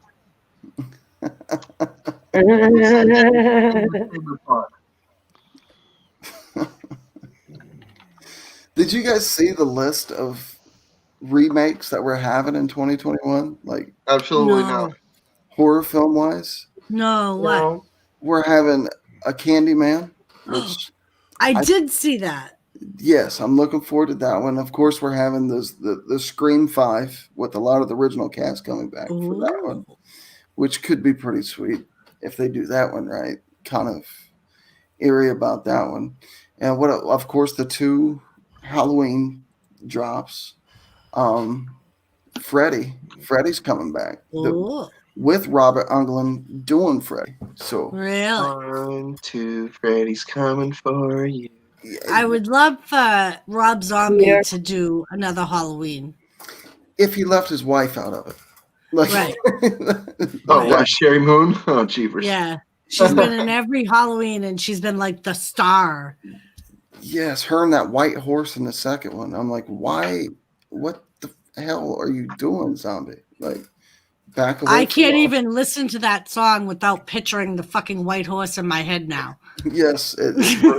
Now the first one he did was okay. I kind of Right. like how he made Michael this massive dude with his insane strength, and I really like that one. But then the second one, we got his wife and a white horse Yeah. in like a dream state. So Right. I when the first one came out, I was like, oh cool, we'll get to see it from Michael's perspective. yes, And then he completely went awry and do you understand motivated and unmotivated camera moves? Yes, I kind of sort of do. I never got back to you, could not find Shanna.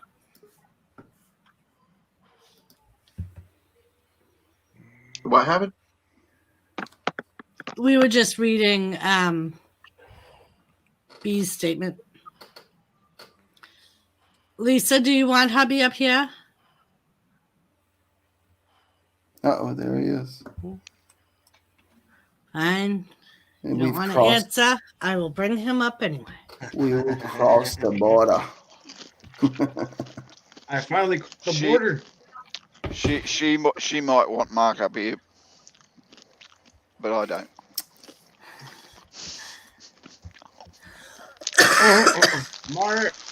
I'm already here. I already Started got from a the few border, of them. now I'm like- here. I got, they sent me a ton. I got light boxes. I got the 600 LED panels with the soft boxes and the whole jazz. That's actually what's kind of blaring on me right now is one of them toned completely down because them fuckers produced some heat. I think the Candyman's going to be badass though. I think Yeah, I know. When I saw that, I'm like, hopefully they don't fuck it up. yes. I think Doing if they another can bring, Candyman? yes, in Yeah. 2021 we're getting another one. I think by the looks of that comment, Gamer knew there was a Candyman coming. So who's gonna be the actor this time? Is it gonna be Kern? Is it gonna be Kern? I'm not sure who they got to be. Yeah, I Candyman. don't think they've said who it's going to be yet.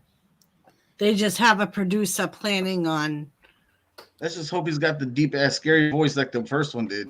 right? Yes, yeah. I think It's Kern. I think it'd be kind of cool if they just don't say until they drop Yeah. it. You know what I mean? Like you got to go see it to see who it is, type thing.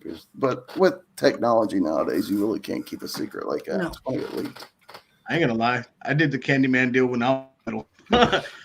B, I don't think there's any new movies coming out this year. I I wasn't little think when they've that when they pushed came out. everything out to 2021.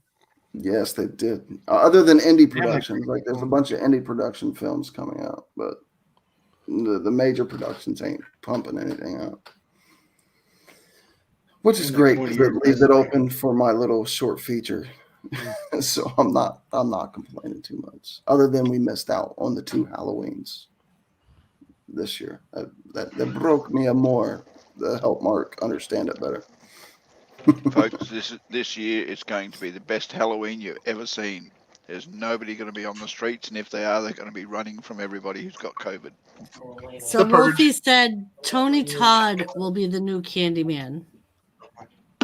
Tony Todd, really? Okay. Oh yes, B lady. Yeah, I understood what you was going with that. I'm pretty sure that's who it was before. You know, the guy that played Kern in Deep Space Nine. Yeah, the B lady. Yes, that is. The way this black door has now moved in with my righty partner, he got to have surgery to get a tumor removed from his thyroid next week.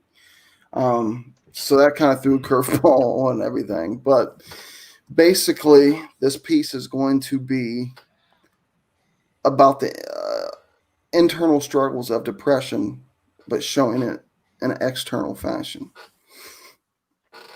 That kind of wraps it in a nutshell. So what goes on up here during depression, we're going to project through cinematography.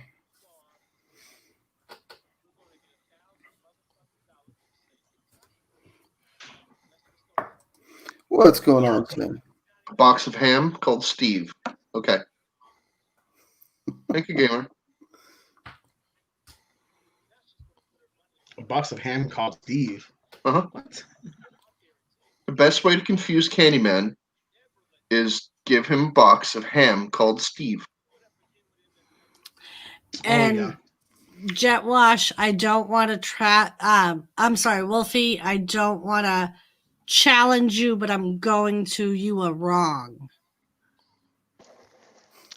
It is going to be Yahya Abdul Mateen II. And Justin, the best way to confuse 90% of the people on this panel is to give them a box of ham called Steve. True.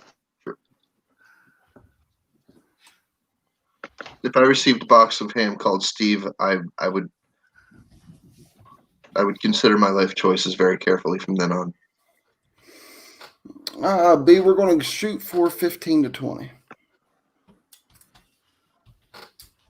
Just time the beats correctly and kind of hopefully give that nice, good wrap up at the end. Well, gamer, calling us things like fridge fuckers is not doing you any favors.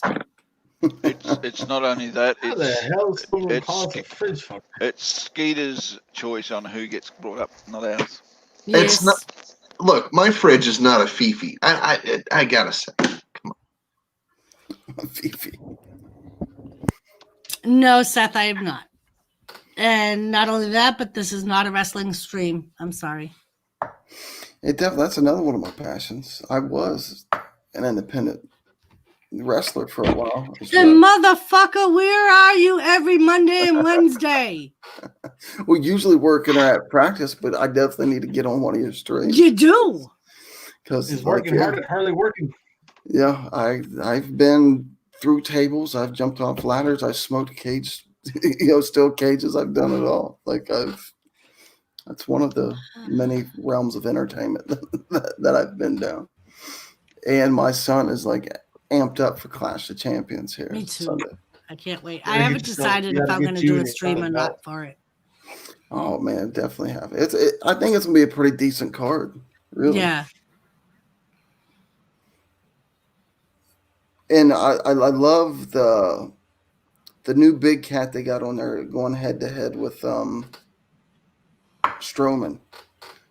I forget his name now. The new 7-foot monster they're pushing. Oh, Baba something, yeah. Yeah. That big dude. He looks pretty menacing. Hey, Me, Josh. I'd like to. I'd like to see a SmackDown with Freddy Krueger and Mike Myers. That'd be. Right? I know we got Freddy Krueger versus Jason. We need Freddy Krueger versus Michael Myers now. Well, what about Jason versus Michael I Myers? was gonna say, or Jason versus Michael Myers. Because that was Yeah. a showdown right that I thought of when I was younger. And, That- you know, That right there would be one hell of a show. Michael Myers versus Jason Voorhees. Yes. I've been always wanting to see that shit. You can actually see I've been wanting to see that come out. You can see it on like my instructor for cinematography and lighting one, Trent Duncan. He's a YouTuber as well. And what he has done is kind of create like the Marvel universe with like all the iconic horror characters. that's kind of cool. And Is it like Raka Raka, or is it actually like cool? yeah, I did. I mean, it's pretty slick how he does it. It's pretty slick. Like you had Hey, Anthony. the Jason versus Michael one was a pretty good one. I apologize. I have to take that back. Raka Raka is pretty freaking cool. I gotta say. I mean, Michael's been shot. Michael's been buried. Jason's been drowned. Jason has been all over the place. Michael's been all over the place. He's even been Jason X, Jason in space. Yeah. Jason went to space. Jason- Jason went on a cruise. And we got to be honest, Jason's just kind of a bootleg of Michael any damn way. Like, Yeah. They both wear a mask, so they don't talk. would you agree? Yes, I would. It's kind of like Lincoln and Oh, Not Cadillac. tonight, Josh. Not tonight. It would be a good show, though. I mean, who wouldn't have disagreed about seeing Michael Myers and Jason Voorhees go at it? I mean, they had like you said, Freddy versus Jason. That was hell of a show. I mean, And I like how they added the Michael comedy versus in with it too. It's pretty slick. And Wild looking a Man. little short there. I'm like, This what do you is say? the host. So if you want up on panel, you have to ask him. Oh, Muggs. So, Muggsy. Hi, Muggsy. I don't know how long this is going to last before it starts to freeze up. Josh, not tonight. Not Hey, tonight, Muggsy. Josh. Yeah, that's a good idea, Anthony. Like the Night of the Living Dead, man. That film fucking I think it's good, all right. scared the hell out of me as a kid. Yeah. That was one of good. the ones. It was cool. and they're horny too. That one and like Rosemary's Baby in the original Exorcist. Rosemary. Like, Rosemary's Baby was messed up. Boys, how y'all doing? Talks about scary movies.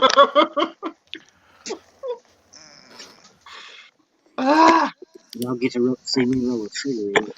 that would have been pretty. Like, seen one on YouTube about sleep paralysis. That would be a pretty cool dynamic. That's where we kind of pull this idea of the black doors, like trying to get like showing through a cinematographer's lens what depression is.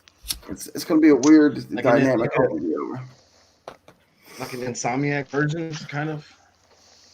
Well, it's kind of like the internal struggles everybody goes through with depression, but making them physical things that you see a character going through. Okay. Yeah, Anthony, I did the same thing. I watched it as a kid and then rewatched it as an adult, and I thought the same thing. You ever seen the new Carrie? That shit is crazy. I've seen the original. I don't know if I've seen the new one. Yeah, I don't know if I've seen the new one. Lisa, I watched And the new one. I'm sorry, the original Carrie was. It's serious. Yeah. That's like Prom Night. Did you ever see Prom Night? I've seen the original, yes, And January? Yeah. I haven't seen Prom Night for 30 years. because that got my gal in it. Yeah. And Christine's better. Gamer. That's because unlike most of us fuckers here, he has a life. That's why he's Right? Christine freaked Oh, the hell out of me It's- when I was a it's kid. Not a gamer trying to actually talk shit. I think he is. Dude, I got moles on my asshole. It's more important. That's out of line, man. The movie Christine was great. Appreciate that, Black Widow. When I was a kid, I could not walk by a 1950s car without being scared to walk in front of it. Right, As long Christine? as it was, Well, if it was beware. red, then The yeah, brakes were you'd be afraid. shabby Well, at best. I mean, come on. And that's like Cujo. Oh yeah, Cujo. Remember I Cujo? love St. Bernards. Yes. Me too. I used to, and then I saw Cujo. And then I saw And Beethoven, then for and I a was like, they're while, not I was so bad. afraid of St. Bernards, but I love them again. I love big dogs. Shannon, I can only say one thing about remakes. After Ghostbusters, if people haven't learnt their lesson, sucked in. I've heard that. I've heard Ghostbusters- Ghostbusters sucked wicked bad. Yeah, I know. I Well, didn't they're doing Go- another one of those They now did. with the original cast. Ghostbusters. The regular cast? except for Harold Ramis. Well, the ones that are left. Ghostbusters remakes was sucked so much the whole franchise disappeared. Hello, Kirsty. Yeah. They've done a lot One of of those dirty last things like with you'll see is Ghostbusters over the Moon. years, though. Like What's up? they came out with a frickin' Ghostbusters cartoon, but it wasn't the Ghostbusters from the movie. And then they came out with another cartoon at the same time called The Real Ghostbusters. I vaguely remember the cartoon. I think. There was two different ones. One was the Ghostbusters, and one was the Real Ghostbusters. And neither of Okay, them were Anthony, the real thank you very Ghostbusters. much for your recommendations. I think I would love to see The Last Stand be Yes, done. Anthony, thank you. That's another good Stephen King one. I love heard The about Shining, Anthony. I love The Shining. Oh yeah, The Shining and Doctor Sleep. That was badass. Dude, I have Doctor Sleep, but it's bootleg. But I like Doctor Sleep. I haven't watched it all. Oh, I haven't seen that. It's a great extension of The Shining. I love that one. I haven't seen that. I haven't seen that either. Yeah, I really haven't gotten to pay Oh, attention yeah. to it. Like I I watched a haven't little seen bit of it. it. You got to I watch watched a little Doctor bit of it, Sleep. and, They did that you one. know, Did, The has Stand. anyone, Yeah, sorry, Stand. Has anyone watched the remake of the Pet Cemetery? No. Yes. No. No, I haven't. Yeah, I've been that wanting was to, but I haven't. I That really was don't a want true to. story. Yep. I really But don't that's want like Paranormal Activity. Do you guys agree with me that the more movies they did, the shittier they got? But you have to look at it this way. They did every single movie backwards. They did. The Pet They Cemetery. started at the was last horrible. and went. They Yes, B started lady. at the I last. researched that whole house. So who can tell me something about the started movie that movie. Lost Highway? Never heard of it. Never heard of B it. Lady, have. I'm sorry, B Lady, but it wasn't a true story, and the makers of the film and the books and everything else admitted that it was not a true story. I have Finally, heard of the. There's Lost so many Highway. different Amity No, it horror. is a true story. I watched the Trails. documentary. See, The there's so many original different Amityville trails of Horror it. is Yeah. true. The guy that killed Right. his family in that house has a documentary out on Netflix. The very I first watched one that. is true. I don't know about the rest, but I do know the very, and I do know that, and I'm from that area, that even the construction workers that went to go tear that house down got sick and their equipment stopped working every time. There has been rabbis, never- priests, do you name it, Yeah. in that house have walked. Yeah. And the guy that did the murders And it's is not still in house that is prison, haunted. and Basically, he's claiming that the oldest devil has sister voices. is the one that did all of the murders. He only killed the father and her when she So went she and killed the killed the rest? younger siblings. Could you imagine that being like your defense? Though, like honestly, if you get possessed and you don't remember doing all these things, but obviously you did do these things. Yeah. How would that hold up in court? Like you wouldn't, you know what I mean? Like how would that defense? Right. And Wouldn't he be didn't able to. tell his side of the story till years later, which is one of the reasons why they came out with the original documentary, and then they came out with an interview with him about the documentary. It was a DeFeo, right? Yeah. Yeah. So Hey, Christy. See, there's the true storyline, and then there's also the line that Gaff is probably speaking of, where they believe that this guy created all this to create a buzz about the property, to kind of up the up the price value of his land or whatever, Right. which would be insane. Like, hey, it's up the price value of this property because a bunch of people got slaughtered here. Yeah. Um, That's not going to up your property value. no, I don't. I Yeah, do have a question. Was the Amityville house the original house in the movie, or was it a different house? It was the original house in the movie, Okay. as far 'Cause as I there was know. no, because there was two houses. What do you Was it? mean there were two I thought there was two houses? houses. I thought there was two houses, or I'm thinking like it was. It might be the Conjuring houses that I'm thinking of. Anthony, how you doing?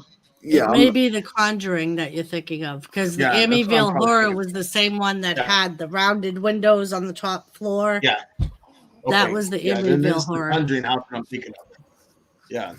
Right, B lady. Like, I don't think nobody wants to Jimmy, buy can we go by the Amityville Horror House? Nope. Why? Oh, come on, It's Anthony. in New Come York. on. Why do you want to go? Come on, Why do you man. wanna Yeah. go down- That's the main reason. It's in Why New do you want to York. go down to Long Island? Fuck no. Don't want to It'd be be a nowhere road near trip. it. Skeeter, you want to go She in just 50 wasn't- with me? I'll go. Absolutely, I'll She go. just wants to go past it. You know, she don't want to stop. She just wants to go by it. See, I wanted to go Oh, to go drive by it? Yeah, yeah, yeah. They had No, the I Hell wanna- House in Gary, Indiana. That Zach. You had a from- conversation about Peter earlier. If he tells you don't go, listen, don't go. If he gets like 10 feet from that house, it's like, nope, I ain't fucking going in there. He knows better. Don't go. Listen to him and don't go. Oh, trust me, I'll listen to him. I'll listen to him. I just want to do an investigation with him. They had the Hell House like in Gary, Indiana, that I wanted to go to. That Zach from Ghost Adventures had bought, Yeah. Yep. and he did like one episode. Barely got through that episode, and then had it demoed. Had it demolished. Yeah. I saw the movie. Did you see the movie he made on it? The documentary? Yes. Yeah. Yeah. Yeah. That's what got me amped up Zach wanting to go. Bagans. I'm like, shit, I wanted to go there, Bagans. but we can't go now. Like, there's something about Gary, Indiana. It's given us the Hell House and Michael Jackson. So And the god awful song. there's something in B-Lady there. says, B-Lady said, Jimmy is cheap. Oh, Jimmy, it is cheap. Huh? The house. I don't know. She Oh, said house the cheap. house is cheap. Yeah, they trying to sell it again? Yeah, she said it never got sold after that second family lived there. It's probably got radon. Well, it's gotten rained on and falling apart by now. No, radon gas. The, Yeah. the Jimmy, it radioactive has a gas that seeps into your boathouse house. and all kinds Yeah, of it's got a property. boathouse. It's a waterfront property. Yeah, I know. It's Got a a beautiful piece of property. There you Well, how go. much they want for it? Fucking $500,000. It's on a lake. I mean, Right. Like I said, it's a look, beautiful that's- property. Beautiful property. It's on the lake. It's nice, beautiful beachfront. It's Right. You might slaughter your family. Yeah, Yeah. B, I watched those. there's just a few Actually, demons inside the boathouse, but it's okay. actually, all the Yes, people B-Lady, who have I love owned that. the house since the so-called story events happened have reported that nothing really weird's happened to the house, and everyone would stop driving by and pointing. Well, you know, See, I've watched that show too, where they was you talking can't about outlive that, you know? Hey, wild man, how you doing? I didn't say hi before, so hi. Do you know who did an investigation inside that house, though? Who did an investigation? Geraldo Rivera. the ward. Lane was it? My mind's blanking now, but the warden. Exactly. original Yeah. Ghost Hunters. Doritos got it. Yeah, Lake had some bodies dumped in it. The Warrens, Lorraine Yeah. and Ed Warren. Yeah. Yeah, And they took a lot of like flack for that too, like where people thought they was bullshit and making stuff up, and like kind of was a thing there for a while. There's a street that I used to live on called Prospect Street in Enfield, Connecticut, and that's one of the more famous spook houses of the northern area of Connecticut. Actually, Isn't that where The Conjuring was? I don't remember. Oh no, just The know that- Haunting in Connecticut. That's what it was. I don't know, but it's not a good looking house. You could look it up on Google Maps, Google Earth, or whatever. It's not a good looking house. Dorito says a lake that has a few bodies thrown in it and dug out by the poo-poo. Oh, Popo. Sorry. The poo-poo. Yeah, lady, he is. He might be a big guy, but See, when I first met my wife, we lived in this town, but we lived in a place like across town where the funeral home was right across the street. And she had already been living there. I moved from Ohio over here. And first when I walked in there, I'm like, man, this place is fucked. And then I go downstairs and I see how old this place is. It's not lumber for cross beams, it's timber. So I'm thinking, okay, we got a pretty old place. And then you see a fireplace that is about 7 feet wide in the basement. So I'm like, okay. And I go out, I look at the funeral home across the street in this property, and some crazy shit popped off there. That's the first place I actually seen my first like full body apparition that looked like it wanted to eat my soul. And so I started like looking into this place, and it was the crematory for the damn across the street. Yeah. And finally, we had some more other things pop off there. I tried cleansing the house myself and doing all these things, and nothing would work. Finally, like, I had enough of it, and I told her, I said, listen, you can stay here tonight, but I'm out. Like, I'm done with this place. Like, it's all on you. And that was the last night. Now, the other people that's been living there has been living there, and they seem to be happy, but me, not so much. Like, that place was fucked. Dorito was like, Yeah, I was baby. fishing on the lake today and Maybe Connor the place is for sale. It's only $850,000. I'm sure Only- they'll take a lower offer. Yeah, no. Look at it. It's all fucking done up. You want to see it? It's not like it's falling the fuck apart. It's gorgeous. What it cost to build the house? You want to see it? I'll show it to All I you. know is that all I know is that the Check it out. spirits or demons or whoever that was in the house was telling her to build with within the house to confuse the spirits. She would have stairways leading to nowhere, rooms going to places that are locked or are really not rooms. I mean, Yeah, the Winchester house is insane. the Winchester house it's like a maze. I mean, it's got a staircase that goes from here to here to here to here, and it gets smaller and smaller and smaller as it goes. Yeah, it's I mean, one of those wicked places. Does no one want to click on the Amity house? Where is it? Did you put a link?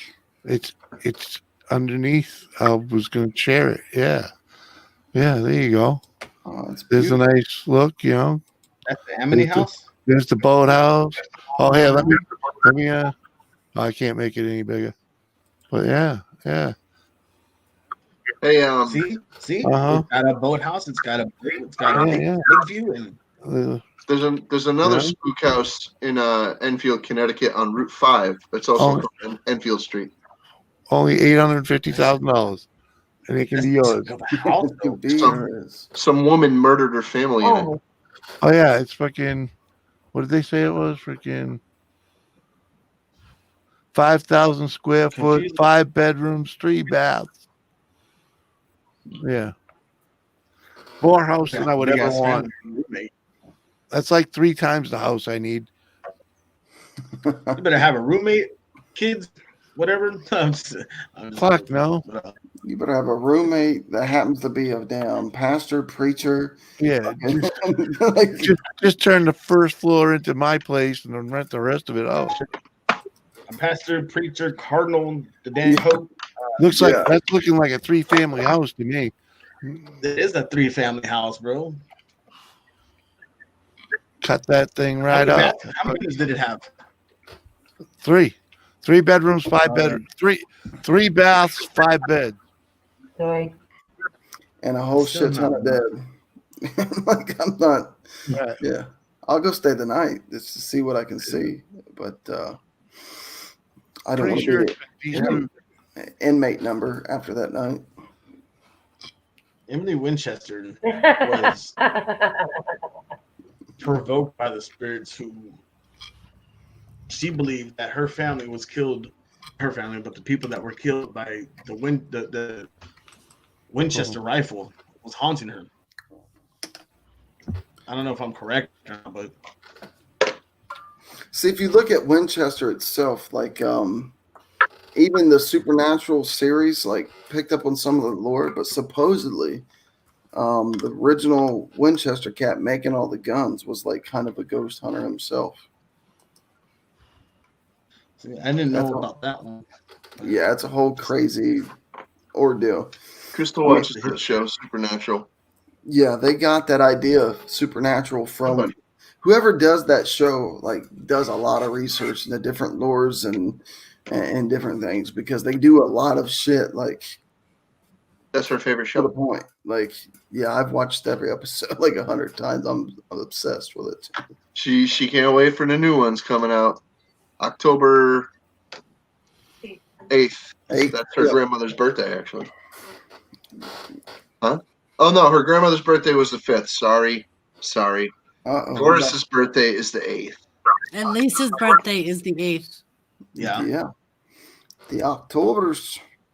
Speaking of orbs, I knew this. I know this person who had opened their window at some time at night, and she has a baby monitor for her child that was sleeping for her when she was asleep, and it's a night vision camera, and she saw this orb just circling around the child or a toy that the child had. Oh,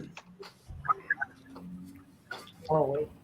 It was there for like 2 or 3 days, or I don't know how long she stayed, but I believe like 2 or 3 days, and it would just circle the toy and go over to the child and just sit there and like try to play with her child.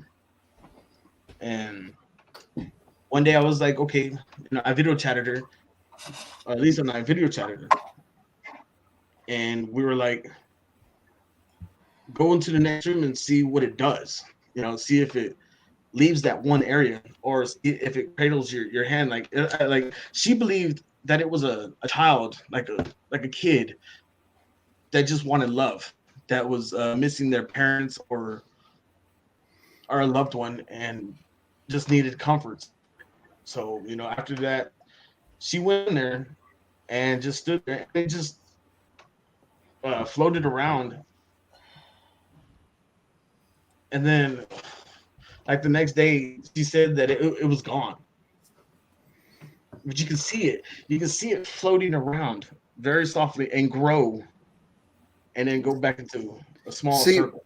I got a different, like, there's definitely something paranormal and supernatural that goes on.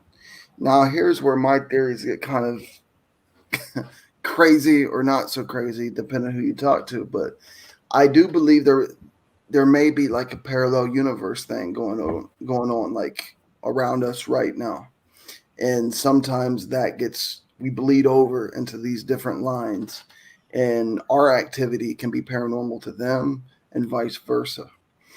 Mm-hmm. And then another side of my brain, I guess I'm still like kind of up in the air with it, of that spiritual realm of people just still kind of hovering around, and you get those residual haunts and you get those type of spirits coming around and things. But that's where my brain bounces around because nobody can really tell you for sure exactly what that is. The only thing people can tell you is energy doesn't die; it transfers. You can't kill energy, so where does it go? Nobody knows.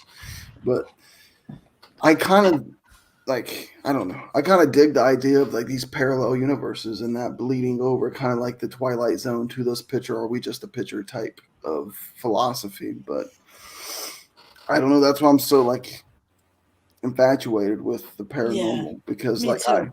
you can be your own scientist. You can't do that with a lot of other things, but with the paranormal, you can kind of do your own research and create your own Yep. theories. Like I definitely like I've had experiences that like could be coincidental, but I don't think so.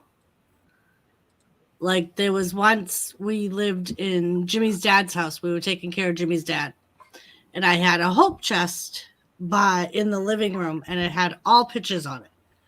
And my mom had passed like I think the year before. And Jimmy's dad was like the size of Jimmy. They were both like over 6 foot, like 300 pounds. Every time I walked by my hope chest this one day, my parents' wedding picture, which was in the middle of the hope chest, would fall forward. No other picture would move. Never happened when Jimmy or his dad walked by. Only happened when I walked by. That night, I got a call from my sister that my father had had a seizure and was found unconscious with his head split open in his apartment. Wow. That sucks. And then the day my dad died, on my way home, my mother's favorite song was Footloose.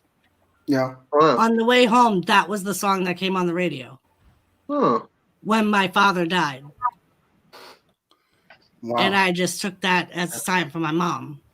Yeah, see, like again, there's synchronicities. There's like been like I forget the scientist who done that study, but it was like back when it was kind of like taboo in like the scientist realm of touching anything like this. But synchronicities is where he was trying to do a study to prove like these type of warnings will come from somewhere to kind of prelude or something, or synchronicities will happen that will connect certain events that's unexplainable. And that's another fascinating element that I believe that whatever's happening, we can and will get warnings of if you pay attention to.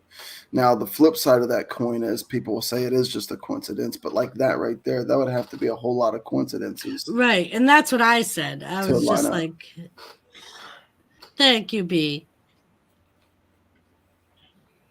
Yeah, I'm definitely sorry for your loss, but I definitely think I believe more along your lines than I would of just being a coincidence off of that, because that to me that'd be just like, it's kind of dismissive really when people say, oh, that's just a coincidence. Okay, well, how do you explain all of these lining up at the right perfect time? Exactly. You know, like to me it's because people don't understand it, and the human brain, if we don't understand it, we'll fill in the gaps or just dismiss it.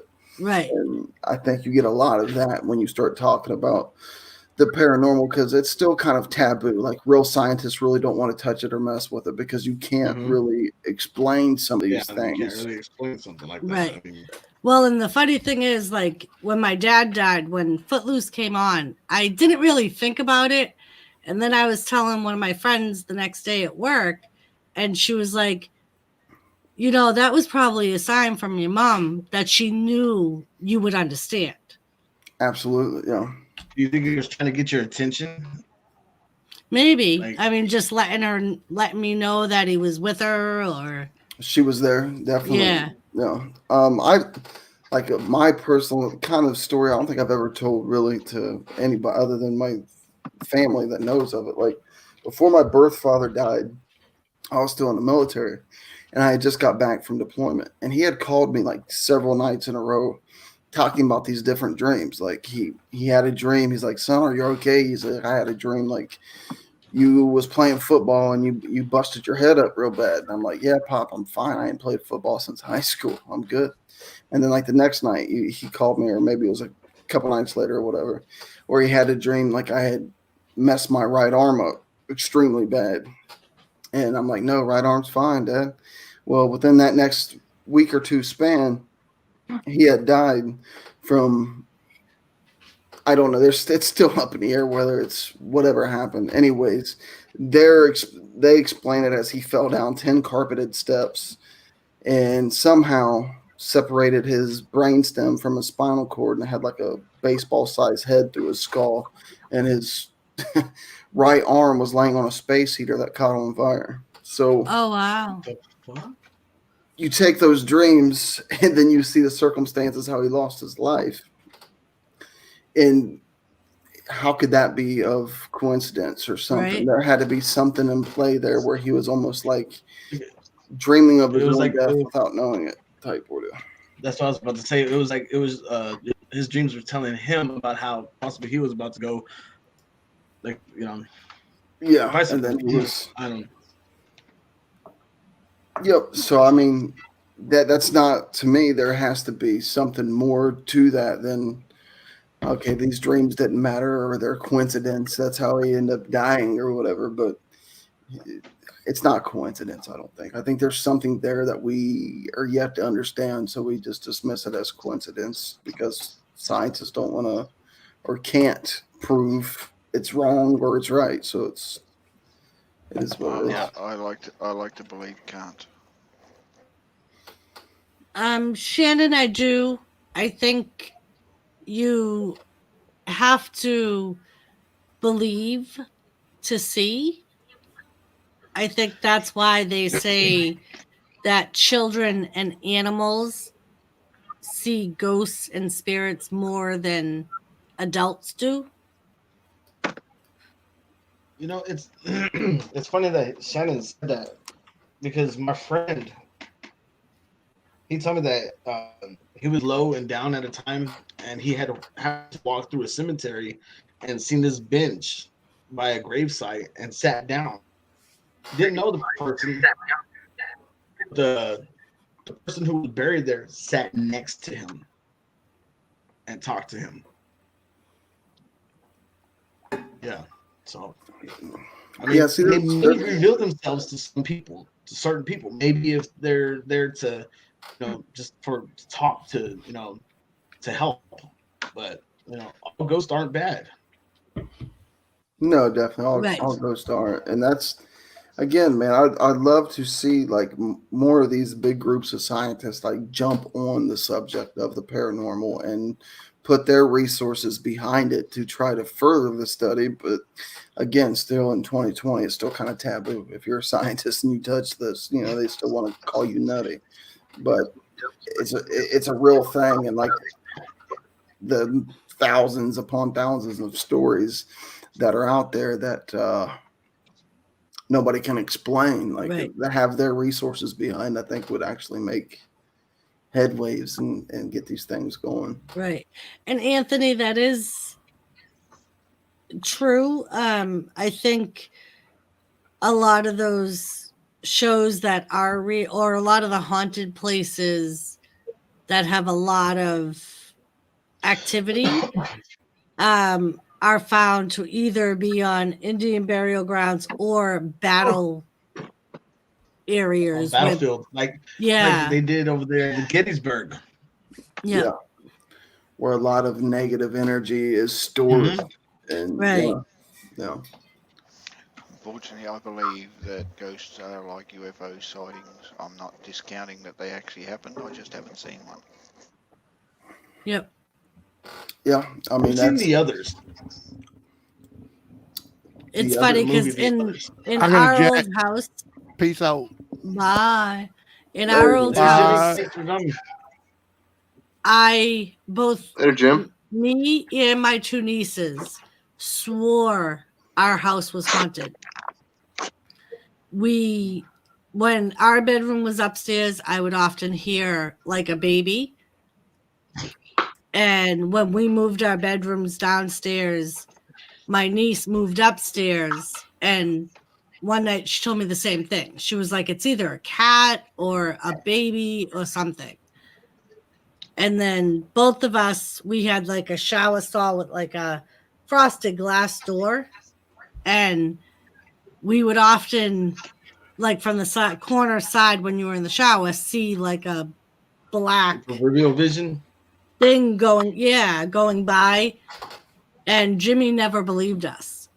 He would always have an explanation for everything that we said. Like for the shower thing, he would say it's a car going by that the lights are shining It's through a the window. figment of your imagination. And I'm like, well, that's one thing, but our street was a one way and the cars were going in the opposite direction of the window. I'm like, so it's not that. I'm like, because the headlights never shine in the window because they're going the other way. See, my brother was that type of person where he would always like try to come up with logical explanations of why things happen until he come and stayed a few nights in that house where me and my wife originally stayed, and he was face to face with. He couldn't disprove it, and he wound up running. Like he kind of stumbled down the steps, bounced off our stove, ran through the kitchen, out in the front porch, and waited for a ride back to Ohio. So Yeah. Hey, Skeeter, have you ever been exploring, and have you ever smelled the smell of sulfur? not sulfur, like, and not like a real strong stench. Like, the lore behind that is if you smell sulfur, demon, or some sort of thing like that. Like, there's a lot of lore behind sulfur in that. I haven't smelled like that real sulfur thing, but I have been exploring in places where you smell these smells that for instance, the last place that I was actually at doing an investigation, we started smelling like real strong cigar smoke, and we're outside, like way out in the country where there's nobody, there's no neighbors, there's like nothing around where you'd be smelling it, and it was just me and two other people in there. We don't smoke, but you smelt that like tobacco, like that Yep. pipe tobacco or cigar smoke, and you're like, Yeah. wow. You get You know what I mean? Yeah. Same thing. Well, Like my mom was a Mark, big when I fan. have that freaking that sulfur smell coming from out of nowhere, I put a layer of deodorant underneath my tits, and that usually solves the problem. My mom was a big fan of the Avon Rose perfume. Oh, yeah? If you've ever smelled it, it literally smells like a dozen roses. Yes, yeah. And like every once in a while, for no reason at all, I'll smell like roses. There won't be roses in my house. I've smelled something similar like that too, though. I'm a little bit like flowers. Like you would smell flowers, or like a sense of lotion, or. That's because you got your head too close to your ass. I was a little bit like Justin, and whenever I went near cemeteries, I used to smell a lot of sulfur, but then I realised if I closed my mouth, that would go away. See, it's interesting because a lot of these lores that are based off of aren't just like centered to one religious group or to one sector of people. These are like worldwide religious boundary crossing lores that to me there has to be a connection, because these guys can't agree on anything else other than some of these things that are going on. So right. Again, it goes back to, it might be something we never know, or it might be something to where it got to become more mainstream for these scientists to want to jump on board with. I don't know, but again, that's the only chance we actually get to be scientists ourselves, in my opinion. Is you're able to invest these things, come up with your own ideologies and theories, and try to connect the dots yourself. And hey, Seth, it's exciting. Hey, how we doing, Donnie? Yeah.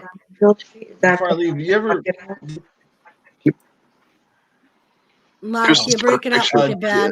Yeah, you're breaking up, bro. That's a nice house. What's up, Bounty? Do you ever remember that one time when I went to the cemetery to do like a paranormal investigation, just to sit there at night? I don't know if you were there on my panel or not, our channel, when I did the live stream. And I happened to mention, like, back then, before I even knew about YouTube. Well, I knew about YouTube, but I never did anything to go live or whatnot. I just happened to go back there, like, to walk around this cemetery, and this cemetery has like old graves from the 1880s to the from the 1800s to the 1880s to from the 80s to the 1900s, and I just happened to walk like around it. I mean, it's a pretty decent sized cemetery. It's not big, but it's a decent sized cemetery. And I happened to walk around the end of the last row of the cemetery lot, and I heard a baby crying, like in the distance. But it wasn't like there's a couple of houses there, but there was no houses. Oh, it's not. And I heard a baby crying out in the middle in a pitch black area. See, that's another creepy thing, man. We're talking about lures and like urban legends and stuff. The baby crying thing is something like literally every state has reports or has like a crybaby bridge or has something like that. That like, okay, it can be dismissed as whatever, as an urban legend or whatever. But if so many people have these accounts and like it rains, almost like Gaffa said, like UFO type things, like where you got these credible people saying these things, like man, like it's to me, there has to be something there, or maybe it's just me wanting to believe there's something there. But Have you ever heard of the suicidal dog bridge? No, but I heard of the Goatman Bridge. There's a freaking bridge over in Germany. You could look this up. This is a real thing. If people for decades, people have been walking their dogs because it's a footbridge, and they're like, there's a certain part of the bridge where dogs will run up to the freaking edge and take a flying leap. holy shit, no, I never heard of that. People's Man. dogs will like break away from the freaking from the person, just like yank the freaking lead out of their hand and run. Holy hell! Keep Rover away from there. Yeah. Man, yeah, the Goatman Bridge. That's another thing that's in so many different lores. The Goatman Bridge is in Maryland, I believe. And again, that's something that Native Americans even talked about was this Goatman. And then, like, biblically speaking, the Goatman, of course, represents Satan, the devil. And then, even Greek mythology had versions of goatmen and things like that. Oh. Okay. I know. Yeah. Now I know what you're talking about. I thought you meant like a shepherd at first. No. No. Yeah. Okay, you're talking about a satyr. Yeah, the satyr in Greek mythology, which is morphed into like, it's interesting to see how like all these divisive units that won't agree on hardly anything will come to agreement on some of these crazy things, and it's like, yeah, I don't know. To me, there has to be something there that we're just overlooking or we refuse to look at. There's lots of Hi, different Dan. interpretations and names for the satyr. Yeah. But yeah, people. There's a lot of people over in the areas where the satyr were first,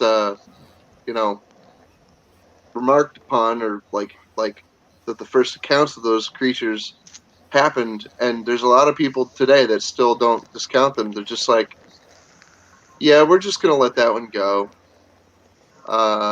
Next subject. It's almost like some people don't even want to talk about it. It's just like, what you got something to share? Yeah, Anthony, I've actually heard that that's not uncommon among Hispanics, but I have heard of that. There's a person on YouTube, I think, that actually did a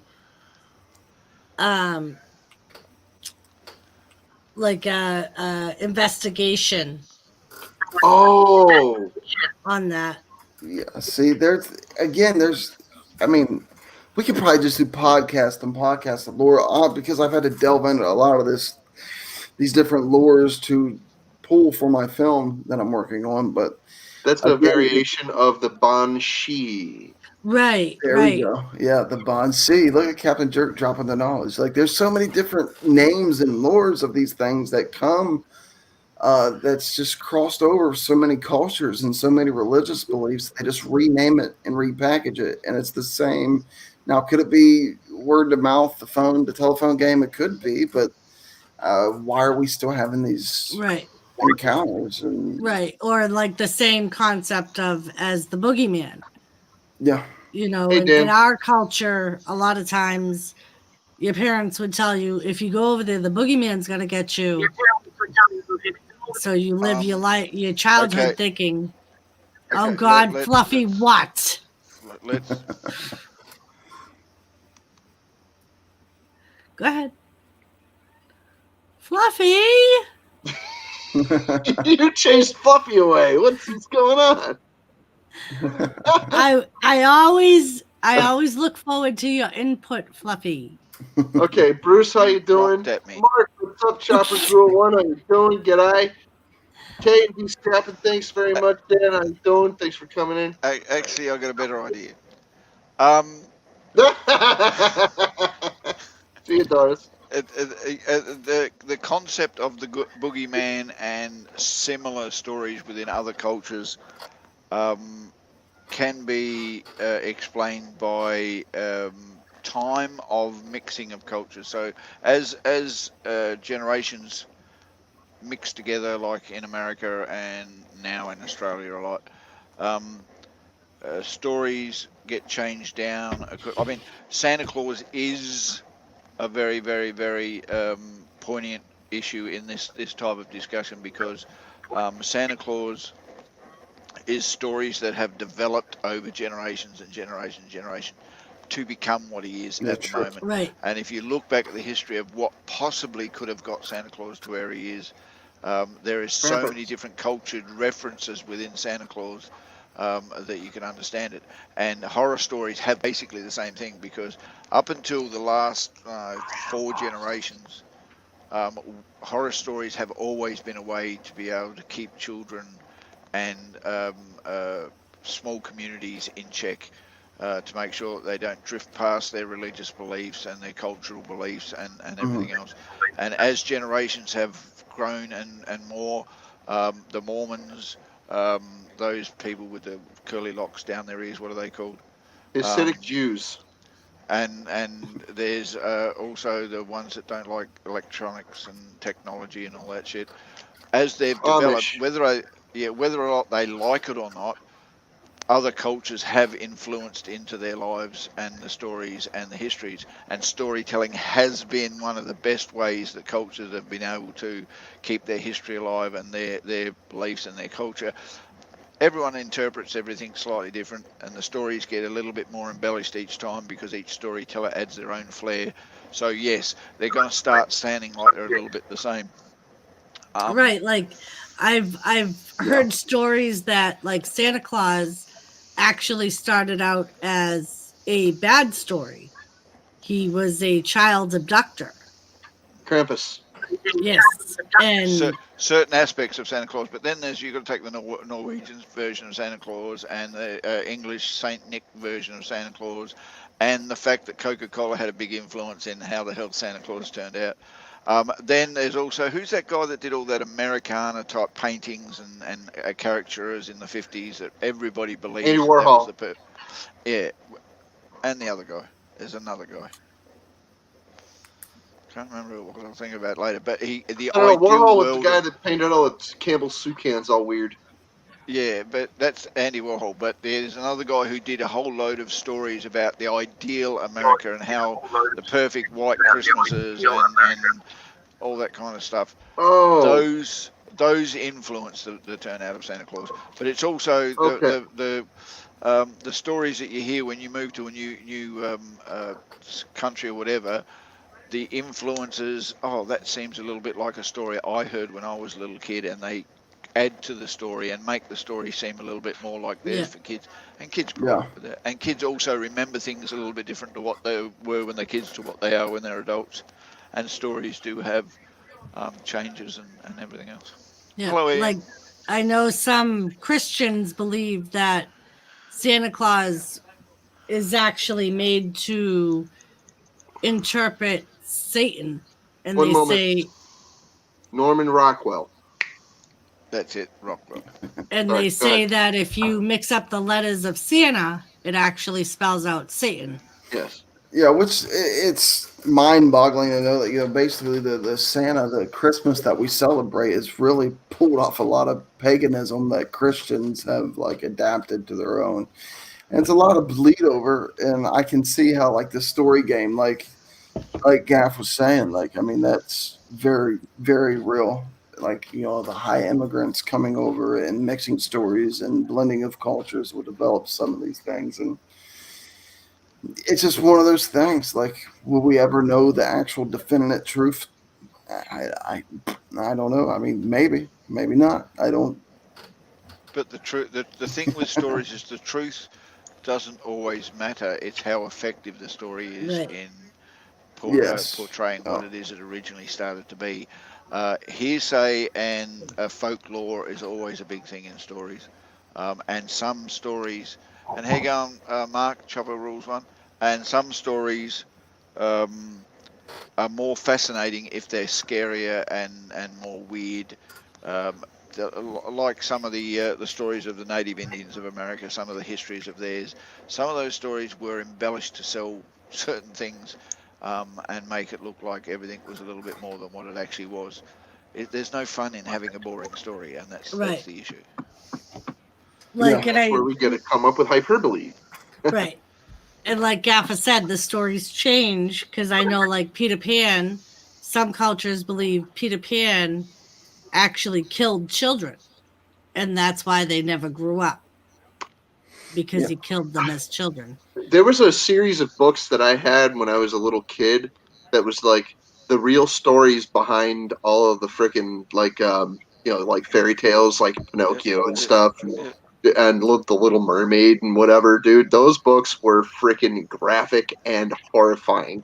Yep. Okay, those It's things also would scare the things like crap out of you. And has everyone heard the story of the Pied Piper? Yes. Yes. Yeah. There's yeah, rumours that the Pied Piper was actually Yes. started by a pedophile. Yep. He used to lure the children away. he lured all the children away at the end of the story anyway. Yep. What he Yes, did but with the them is fact, no one knows, But yeah, yeah, but I'm there's the saying that's implication. Get it? basically the history of that is supposed to be to do with, and he didn't lure all the children, but children regularly he used to lure with his music, and it was to do with pedophile. But that is hearsay, and there's still no facts or proof of that. Yeah. And that's all So the issue, drove off the, of Pan and the Wiccan yeah, belief. the Pan. issue we I need mean, to take away with this though is we are going to remember stories the way we remember stories, and there's a big thing now at the moment. Do you remember when you were young how this looked like this and now it doesn't? Somebody is trying to change The history. They're Mandela trying to effect. yeah, and all that bullshit. The issue being is how you remember stories and how you remember incidences can be influenced by the way you feel, the circumstances, your age, your mentality at the time, a lot of things. And that's enough to change the actual facts. It's already been proven that witnesses never actually see what they say they see because um, they embellish and change and assume while they're actually watching what's exactly going on. Yep. But the point of being this is nobody's saying that the ghost stories and the UFO stories are not real, but to have a healthy skepticism towards what you're being told is very, very beneficial to a truthful outcome. But then on saying that, if anyone stops investigating these shit, I'm going to go kick some people's asses because Yeah. it's interesting, it's riveting, and it does give us more and more information every time somebody comes up with something new. yes. Yeah. Good Absolutely. night, B. Well, my peeps, it's almost Good 3, night, and I Pee gotta Wee. get up Thank you for joining us. early for a football game, but I appreciate the roundtable peeps coming on in Hey, my side of things. Skeeter, Yo, Skeeter. yep, I just have something to say. no, no, go ahead, man. Yeah. Ah, What do you? Aw. There you go. you put You're him back. down in the face. What an ass. You're back, The, man. the Seahawks are gonna win against Dallas. I'm just saying. Oh, let's see. Now that's why he should have stayed removed. Look, uh, look. I Your knew no, I boys, your knew what he was boys, going to say. I knew what he was going to say. your boys had a All right, a Skeeter. chance, but they had to cheat to fight the way against the Falcons the other day. yeah, Thank, So no, we got it thank, done. You know, Thanks for I having us. love you. Thanks for having us, mate. I hope Yeah, we I have appreciate added it, to man. I your appreciate stream. you guys. Yeah, I appreciate the appreciate it. opportunity to And come this up, is man. something I like to keep going on, man. So more welcome every time, man. I appreciate you guys being a part of the first Screamcast, and we'll get it going again next week. Crowning Lions. Who's that? Do me a favor, if you want any Detroit more Lions. improvements to your brand, just let me know, and Lisa can fill me in on what you need, and we'll see what we can do. All right, I appreciate the help, man. You guys set me up, and appreciate y'all coming through. Bye. So, Oh my like God, we always, didn't have a like always, it's been me talking to you all, and I'll talk to y'all next week. Much love, man. Y'all have a good one. Bye, guys. Later, Good bro. night, chat. Good night. Doris, bye. Mark, Wait. Lisa.